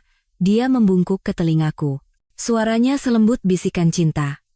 Ya, aku yang membunuh Citra. Sama seperti aku akan membunuhmu. Dia terlalu pintar, dia mencium rencanaku. Tapi kamu terlalu bodoh sampai membosankan. Diana. Dan anak itu? Tanyaku terbata-bata. Dianalah wanita yang pantas untukku, katanya bangga. Dia membantuku meracik obat, membereskan kecelakaan-kecelakaan. Anak kami akan mewarisi 6 triliun rupiahmu, dan hidup jauh lebih baik dari yang bisa kau bayangkan. Aku memejamkan mata, terus menangis. Ini bukan akting. Pernikahan 7 tahun kami ternyata adalah pembunuhan berencana yang rapi. Jangan menangis, sayang, kata Bima sambil menyeringai. Besok kondisimu akan membaik, dan kita akan ke bank untuk tanda tangan. Lalu, boom. Serangan jantung. Penanganan darurat, tapi meninggal. Autopsi pun tidak akan menemukan apa-apa. Racikan Diana sempurna. Dia berdiri, merapikan jas dokternya. Istirahatlah. Besok hari yang penting. Setelah pintu tertutup, aku segera membuka mata dan menyeka air mata. Kamera yang tersembunyi di vas bunga dan perekam suara di bawah tempat tidur telah merekam semuanya. Semua pengakuan Bima, semua ekspresi gilanya, akan menjadi bukti kunci di pengadilan. Aku diam-diam mengeluarkan ponsel dan mengirim pesan ke Amanda. Dia mengaku semuanya. Termasuk kasus Citra. Lanjutkan rencana besok. Balasannya datang seketika. Polisi siap. Ratih juga siap. Besok semuanya akan berakhir. Aku menghapus pesan dan menatap keluar jendela. Badai telah berlalu, langit di timur mulai terang. Fajar akan datang. Dan akhir dari Bima juga akan datang. Dia mengira dia adalah dewa yang menentukan hidup dan mati, tapi dia tidak tahu bahwa mangsanya sudah berganti tempat. Besok, saat dia dengan angkuh membawa istrinya yang sekarat ke bank, yang menantinya adalah jaring langit yang telah dirajut dengan rapi. Aku merapikan lipatan spray dengan senyum tulus di bibir. Sandiwara ini sudah saatnya berakhir. Pintu putar bank memantulkan sinar matahari pagi, menyelimuti kursi rodaku dengan cahaya keemasan. Aku menundukkan kepala, sengaja membuat napasku terengah-engah dan berat. Jari-jariku tergantung lemas di sandaran tangan kursi roda. Bima mendorongku, langkahnya ringan dan percaya diri, seolah bukan akan mengurus urusan bank, melainkan menerima penghargaan. Sudah hampir sampai, sayang, bisiknya di telingaku. Hembusan napas hangatnya terasa di telinga, tahan sedikit lagi. Aku mengangguk hampir tak terlihat, tapi mataku dengan cepat mengamati lobi bank. Lantai marmer berkilauan seperti cermin, beberapa satpam berdiri di posisinya. Pintu ruang VIP setengah terbuka. Semuanya tampak normal, tapi aku tahu Amanda dan polisi sudah siaga. Setelah kondisiku memburuk semalam, Bima buru-buru mengatur jadwal ke bank pagi ini. Dia harus menyelesaikan masalah pembekuan aset sebelum aku tiba-tiba mati. Dan aku pun harus berada di sini untuk menarik jaring terakhir dari sandiwara ini. Selamat pagi, Profesor Bima.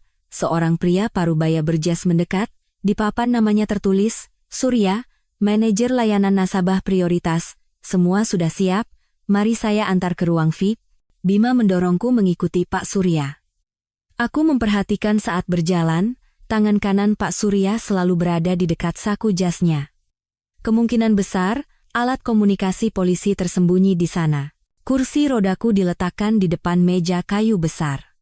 Di atas meja, beberapa berkas dan alat pemindai sidik jari tertata rapi.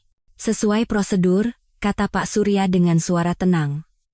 Ibu Kirana Dewi sendiri harus mengonfirmasi keinginan untuk membuka pembekuan rekening. Mengingat kondisi kesehatan beliau yang khusus, prosedur bisa disederhanakan, tapi tanda tangan dan sidik jari beliau mutlak diperlukan. Senyum Bima membeku seenak. Bukankah sebelumnya Anda bilang bisa diwakilkan?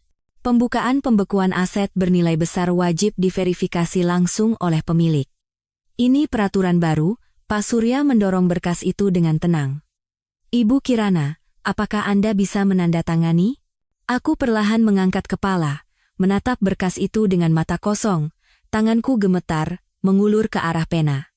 Bima mengawasi setiap gerakanku dengan tegang, jakunnya naik turun. Tepat saat ujung jariku akan menyentuh pena, aku tiba-tiba menjatuhkan tanganku, memiringkan kepala ke samping, dan batuk hebat. Kirana. Bima menopangku, lalu menoleh ke Pak Surya. Orang ini butuh istirahat. Apa ada ruangan yang tenang? Pak Surya menunjukkan ekspresi bingung. Ruang VIP ini sudah cukup tenang, Pak. 5 menit saja. Bima nyaris berteriak. Pak Surya ragu sejenak, lalu mengangguk. Ada ruang rapat kecil di belakang. Tapi tolong jangan terlalu lama. Jam 10 nanti ada inspeksi dari direktur cabang. Tanpa berkata apa-apa, Bima mendorongku melewati ruang VIP ke sebuah ruangan kecil di belakang. Hanya ada sebuah meja dan beberapa kursi. Di dinding tergantung poster promosi bank. Begitu pintu tertutup, wajah Bima berubah drastis. Kirana, jangan berakting di saat penting seperti ini. Dia mencengkeram daguku, memaksa kepalaku menengadah, tanda tangan saja, dan semuanya selesai. Aku tetap mempertahankan tatapan kosong. Tidak kuat. Dia mengeluarkan suntikan yang sudah diisi obat dari tas kerjanya. Kalau begitu, biar ku bantu kau sadar. Saat jarum menusuk lenganku, aku nyaris menjerit. Cairan itu menyebar cepat, jantungku berdebar gila, dan pandanganku menjadi anehnya jernih. Ini adalah sejenis stimulan kuat. Bima berencana membuatku sadar saat tanda tangan, lalu mengirimku ke alam baka dengan obat lain. Nah, sekarang bisa tanda tangan, kan? Katanya kejam, mendorong berkas dan pena ke depanku.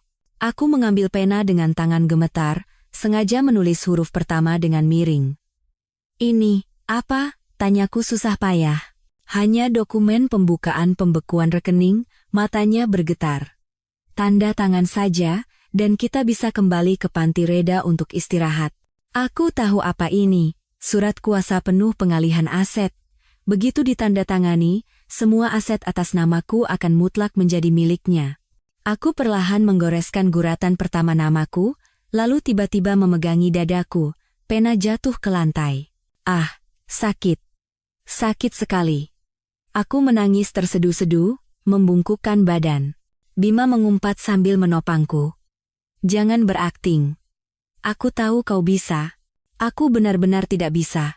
Aku mencengkeram kerah bajunya, menariknya mendekat. Tolong, katakan yang sebenarnya.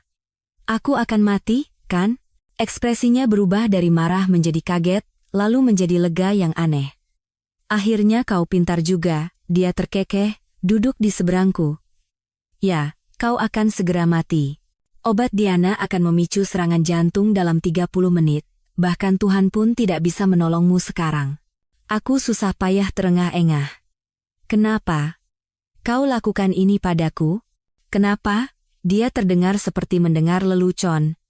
Karena kau bernilai 6 triliun rupiah, dan karena kau bodohnya minta ampun. Sejak kuliah, kau percaya semua omonganku. Pertemuan kebetulan itu? Aku butuh sebulan mempelajari jadwalmu. Penyelamatan heroik itu? Preman bayaran 5 juta rupiah. Bahkan orang tuamu. Kecelakaan pesawat itu. Darahku serasa membeku. Kecelakaan pesawat orang tuaku? Dia tiba-tiba bungkam. Matanya waspada, lalu kembali rileks. Tidak masalah. Sebentar lagi kau akan membawa rahasia itu ke liang lahat. Dia membungkuk, mengambil pena, dan meletakkannya kembali di tanganku. Tanda tangan. Jaga harga diri terakhirmu. Aku menggenggam pena erat-erat. Jari-jariku gemetar lebih hebat. Citra, juga mati seperti ini? Wajah Bima berubah. Bagaimana kau tahu tentang Citra? Lalu dia sadar. Amanda Wijaya. Perempuan sialan yang suka ikut campur itu. Dia bangkit dan mondar-mandir di ruangan sempit itu. Ya, Citra juga bodoh sepertimu. Tadinya dia bisa selamat, tapi dia nekat mengorek catatan magangku dan menemukan transaksiku dengan pamannya, montir di maskapai itu. Jantungku serasa berhenti berdetak, montir maskapai. Sebelum pesawat orang tuaku jatuh, memang ada desas-desus kerusakan mesin. Tanda tangan. Dia tiba-tiba berteriak, menggebrak meja. Aku tidak punya waktu untuk ini, kau. Membunuh orang tuaku, suaraku keluar serak. Air mata mengaburkan pandanganku. Bima mencibir. Buktinya? Hasil investigasi kecelakaan pesawat adalah kerusakan mesin. Sama seperti kematianmu yang akan menjadi serangan jantung. Dia membungkuk mendekatiku. Sekarang tanda tangan. Kalau tidak, aku akan minta Diana menambah dosis obatnya, dan kau akan mati 10 kali lebih menyakitkan. Aku perlahan mengangkat pena dan menulis namaku dengan miring di atas dokumen. Bima menghela napas lega panjang, buru-buru mengambil dokumen itu dan memeriksanya. Sidik jari, dia menunjuk alat pemindai. Cepat. Aku mengulurkan tangan kananku. Tepat saat jari telunjukku akan menyentuh pemindai, aku kehilangan kesadaran dan merosot dari kursi roda. Bima mengumpat sambil membungkuk untuk menopangku. Aku menggunakan kesempatan itu untuk memuntahkan perekam suara super kecil yang kusembunyikan di bawah lidah dan menempelkannya di tepi saku dalam jasnya. Zada, brengsek. Dia menampakku. Aku perlahan sadar, menatapnya dengan mata kosong. Sudah selesai. Sidik jarinya belum. Dia dengan kasar menarik tanganku dan menempelkannya paksa ke pemindai. Lampu hijau menyala, dan mesin berbunyi verifikasi selesai. Senyum kemenangan merekah di wajah Bima. Ekspresi bengis yang belum pernah kulihat. Akhirnya, dia berdiri dan menatapku. Rencana 5 tahun akhirnya selesai. Rencana 5 tahun? Dimulai sejak hari aku melihat berita kecelakaan pesawat orang tuamu, katanya dengan angkuh. Dia sudah menganggapku mati, tidak ada yang ditutupi lagi. Warisan 6 triliun ditambah asuransi jiwaku, cukup untuk aku dan Diana hidup seperti raja. Aku bersandar lemas di kursi roda. Kau tidak pernah mencintaiku? Cinta? Dia terdengar seperti mendengar lelucon konyol. Kirana, di dunia ini hanya ada 2 jenis orang, pemburu dan mangsa. Kau harusnya merasa terhormat telah menjadi mangsaku begitu lama. Dia merapikan jasnya dan dengan hati-hati memasukkan dokumen yang sudah ditandatangani ke dalam tas kerjanya. Diana mungkin sedang menyiapkan dosis terakhir di panti reda. Jangan khawatir, tidak akan terlalu menyakitkan. Seperti tertidur saja. Aku memejamkan mata, menangis. Kenapa? Kau menceritakan semua ini padaku? Karena orang mati tidak bisa bicara, bisiknya di telingaku. Dan aku sangat menikmati melihatmu patah hati. Tepat saat itu, pintu ruang rapat terbuka kasar. Bima terkejut, berbalik. Wajahnya pucat pasi, 6 polisi bersenjata pistol masuk ke ruangan. Yang memimpin adalah Pak Surya. Dia kini memegang lencana polisi. Bima Aditya, Anda ditahan atas tuduhan percobaan pembunuhan, penipuan, dan lain-lain. Apa? Ini salah paham. Saya hanya membantu istri saya mengurus urusan bank. Begitukah? Aku perlahan berdiri dari kursi roda. Menyeka air mata, aku berkata dengan suara yang tidak lagi lemah, lalu ini apa? Aku menekan tombol putar di ponselku. Semua pengakuan Bima barusan mengalir jernih dari speaker. Karena kau bernilai 6 triliun rupiah. Dan karena kau bodohnya minta ampun. Citra juga bodoh sepertimu. Hasil investigasi kecelakaan pesawat adalah kerusakan mesin. Wajah Bima memutih, lalu membiru. Dia menatapku seolah melihat hantu. Kau tidak sakit? Sudah sembuh, kataku tenang. Bukan berkat racun Diana, tapi berkat pengobatan yang benar dari Profesor Gunawan dan Dr. Fajar. Polisi mendekat dan memborgol Bima. Dia masih tidak menyerah, ini tidak mungkin.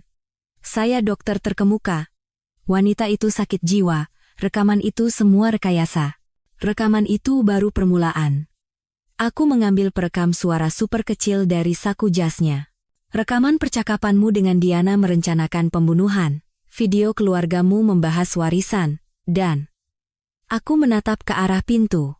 Bukti yang diberikan oleh Ratih Anindita, adik dari Citra. Seorang wanita muda dengan mata menyala-nyala karena benci masuk ke ruangan. Bima Aditya, Anda ingat saya? Kakak saya menelepon saya sebelum dia meninggal. Dia bilang Anda akan membunuhnya. Polisi sudah melakukan autopsi ulang dan memastikan kakak saya mati lemas. Wajah Bima menjadi abu-abu, kakinya lemas. Sambil ditopang polisi, dia diseret keluar, lalu tiba-tiba berbalik menatapku. Matanya penuh kebencian murni. Kau pikir kau menang? Diana tidak akan membiarkanmu. Aku tidak menjawab, hanya diam-diam melihatnya diseret pergi. Di lobi bank, wartawan yang mendengar berita sudah berkerumun, mengambil foto. Pemandangan ini akan menghiasi halaman depan koran besok. Dokter terkemuka ditangkap atas tuduhan percobaan pembunuhan istri. Cukup untuk menghancurkan semua reputasi, status, dan masa depan yang telah dibangun Bima. Komisaris Polisi Surya mendekat. Ibu Kirana, Anda melakukannya dengan sangat baik. Tim kami sudah menangkap Diana Sari di Panti Reda. Dia tertangkap basah saat mencoba menghilangkan barang bukti. Terima kasih, kataku pelan. Tiba-tiba aku merasa pusing. Stimulan itu masih bekerja di tubuhku. Amanda Wijaya berlari masuk dan memelukku erat. Ya Tuhan, kau hebat sekali. Dia melepaskan pelukannya dan memeriksaku dari atas ke bawah. Kau tidak apa-apa. Bajingan itu menyuntikkan apa? Mungkin stimulan kuat, aku memaksakan senyum. Sepertinya aku harus ke rumah sakit. Ambulans sudah siaga di luar, kata Pak Surya. Kami sudah menyiapkan dokter-dokter terbaik. Saat aku keluar dari pintu bank, sinar matahari begitu menyilaukan. Kilatan kamera terus menyala, wartawan berteriak-teriak, tapi aku hanya tersenyum diam dan masuk ke ambulans. Begitu pintu mobil tertutup, seluruh tenagaku hilang dan aku ambruk di atas tandu. Mimpi buruk 7 tahun akhirnya berakhir. Ambulans melaju ke rumah sakit dengan sirene meraung. Sambil menatap lampu yang berkedip di langit-langit mobil, tiba-tiba satu pertanyaan muncul di benakku. Saat Bima menyebut kecelakaan pesawat orang tuaku, kalimatnya tidak selesai. Transaksi apa yang dia lakukan dengan montir maskapai itu? Pertanyaan ini menusuk hatiku seperti duri. Mungkin kejahatan Bima jauh lebih mengerikan dari sekadar percobaan pembunuhan. Kursi kayu di ruang sidang terasa dingin dan keras. Aku duduk tegak di bangku penggugat, menatap lurus ke depan. Setelah 6 bulan, kasus Bima akhirnya mencapai hari putusan. Hadirin dimohon berdiri, suara panitera bergema di ruang sidang yang hening. Aku perlahan berdiri, menyentuh liontin perak kecil berbentuk hati di dadaku. Hadiah terakhir dari orang tuaku. Dari belakang, terdengar bisik-bisik dan suara rana kamera, tapi aku tidak menoleh. Bangku pengunjung penuh sesak oleh wartawan, warga yang penasaran, dan beberapa wajah yang kukenal, Amanda, Ratih Anindita, dan beberapa mantan pasien Bima.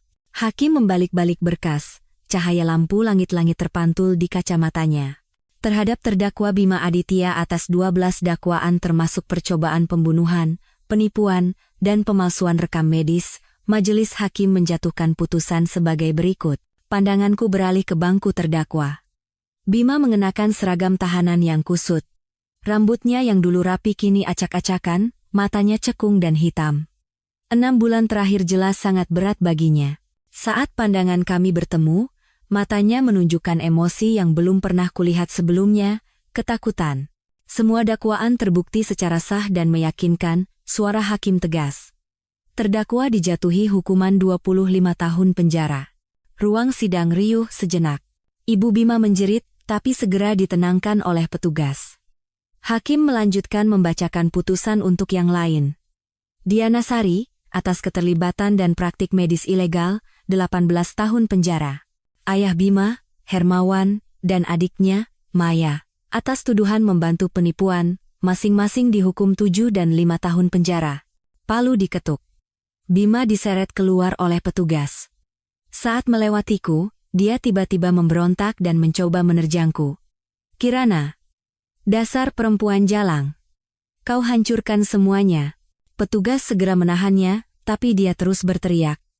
"Kau pikir kau menang? Aku akan keluar suatu saat nanti.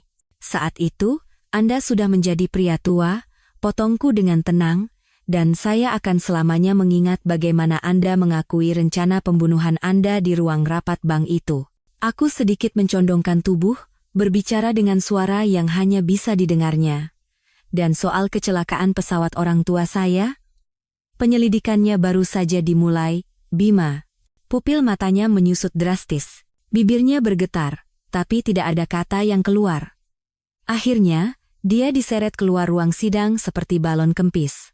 "Ibu Kirana, bisa minta komentarnya? Apakah Anda puas dengan hasil putusan? Apa rencana Anda selanjutnya?" Wartawan mengerubungiku, mikrofon dan perekam nyaris menyentuh wajahku. Amanda cepat-cepat berdiri di sampingku, merentangkan tangannya seperti induk ayam. "Maaf, Ibu Kirana tidak ada komentar saat ini. Silakan merujuk pada konferensi pers dari Bapak Hartono sebentar lagi." Dia melindungiku, menembus kerumunan. Baru setelah masuk ke sedan hitam yang sudah menunggu, aku bisa menghela napas panjang. "Bagaimana rasanya setelah balas dendam?" tanya Amanda, memberikan sebotol air dengan senyum jahil. Aku menggeleng. Bukan rasa puas karena balas dendam. Lebih ke lega. Aku menurunkan kaca jendela, angin awal musim panas membelai pipiku, Ratih ada di mobil belakang, Amanda menghela napas. Katanya, sekarang dia bisa tenang di hadapan arwah kakaknya. Mobil melaju di jalanan kota. Sinar matahari menembus sela-sela daun, menciptakan bayangan belang-belang di kaca depan. Aku teringat kejadian setengah tahun terakhir. Penangkapan Bima dan Diana, liputan media yang gila-gilaan, proses penyelidikan dan persidangan yang panjang, dan penemuan paling mengejutkan. "Ada kemajuan dari pihak maskapai?" tanyaku. Ekspresi Amanda menjadi serius. Montir itu mengaku menerima uang dari Bima untuk mengutak-atik saat pemeriksaan pesawat, tapi dia bersumpah tidak tahu itu akan menyebabkan kecelakaan. Katanya Bima hanya menyuruh untuk memberi sedikit pelajaran pada keluarga Dewangga. Aku tanpa sadar memainkan liontin hatiku. Orang tuaku meninggal karena pembunuhan berencana, dan Bima mendekatiku awalnya untuk memantau hasil karyanya dan mengincar warisan. Fakta ini lebih menyakitkan dari pisau manapun. Amanda menggenggam tanganku. "Sudah, jangan dipikirkan lagi. Hari ini hari yang baik. Persiapan yayasannya bagaimana?" Aku memaksa diri kembali ke kenyataan. Tempatnya sudah selesai direnovasi, minggu depan mulai rekrut tim medis. Mendirikan yayasan untuk pasien penyakit jantung menggunakan sebagian warisan orang tua, inilah cara terbaik yang bisa kupikirkan untuk mengenang mereka.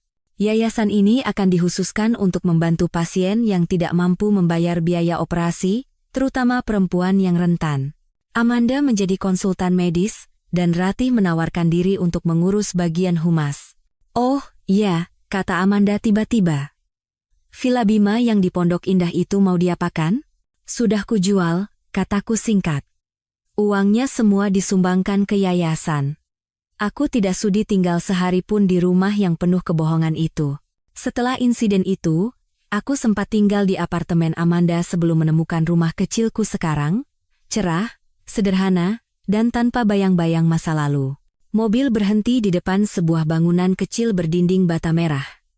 Di pintu masuk, terpampang papan nama baru, Yayasan Jantung Sehat Kirana. Beberapa staf sedang mendekorasi lobi untuk peresmian minggu depan. Ibu direktur, seorang sekretaris muda berlari menghampiri.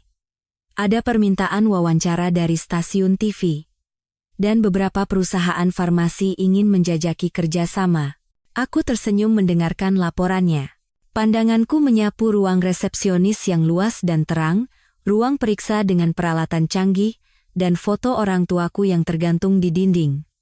Mereka berdua tersenyum, seolah bangga padaku. Malam harinya, aku menyetir sendiri ke sebuah taman pemakaman umum di pinggir kota. Di depan nisan orang tuaku, aku meletakkan 2 karangan anyelir putih. Kasusnya sudah selesai, kataku pelan. Dia akan menghabiskan sisa hidupnya di penjara. Angin malam menyapu dahan-dahan pohon, menimbulkan suara gemerisik. Seolah sebuah jawaban. Aku berlutut, jariku menelusuri nama orang tuaku yang terukir di nisan. Aku terus berpikir, kalau saja hari itu ayah dan ibu tidak naik pesawat itu. Tenggorokanku tiba-tiba tercekat, air mata mengaburkan pandanganku. Tapi sekarang aku tahu. Bahkan jika tahu akhirnya, ayah dan ibu pasti akan tetap memilih penerbangan hari itu. Perjalanan ulang tahun pernikahan yang sudah sangat kalian nantikan. Aku mengeluarkan sebuah kotak kecil dari tasku. Di dalamnya ada semua hadiah yang pernah diberikan Bima. Cincin kawin, kalung, jam tangan.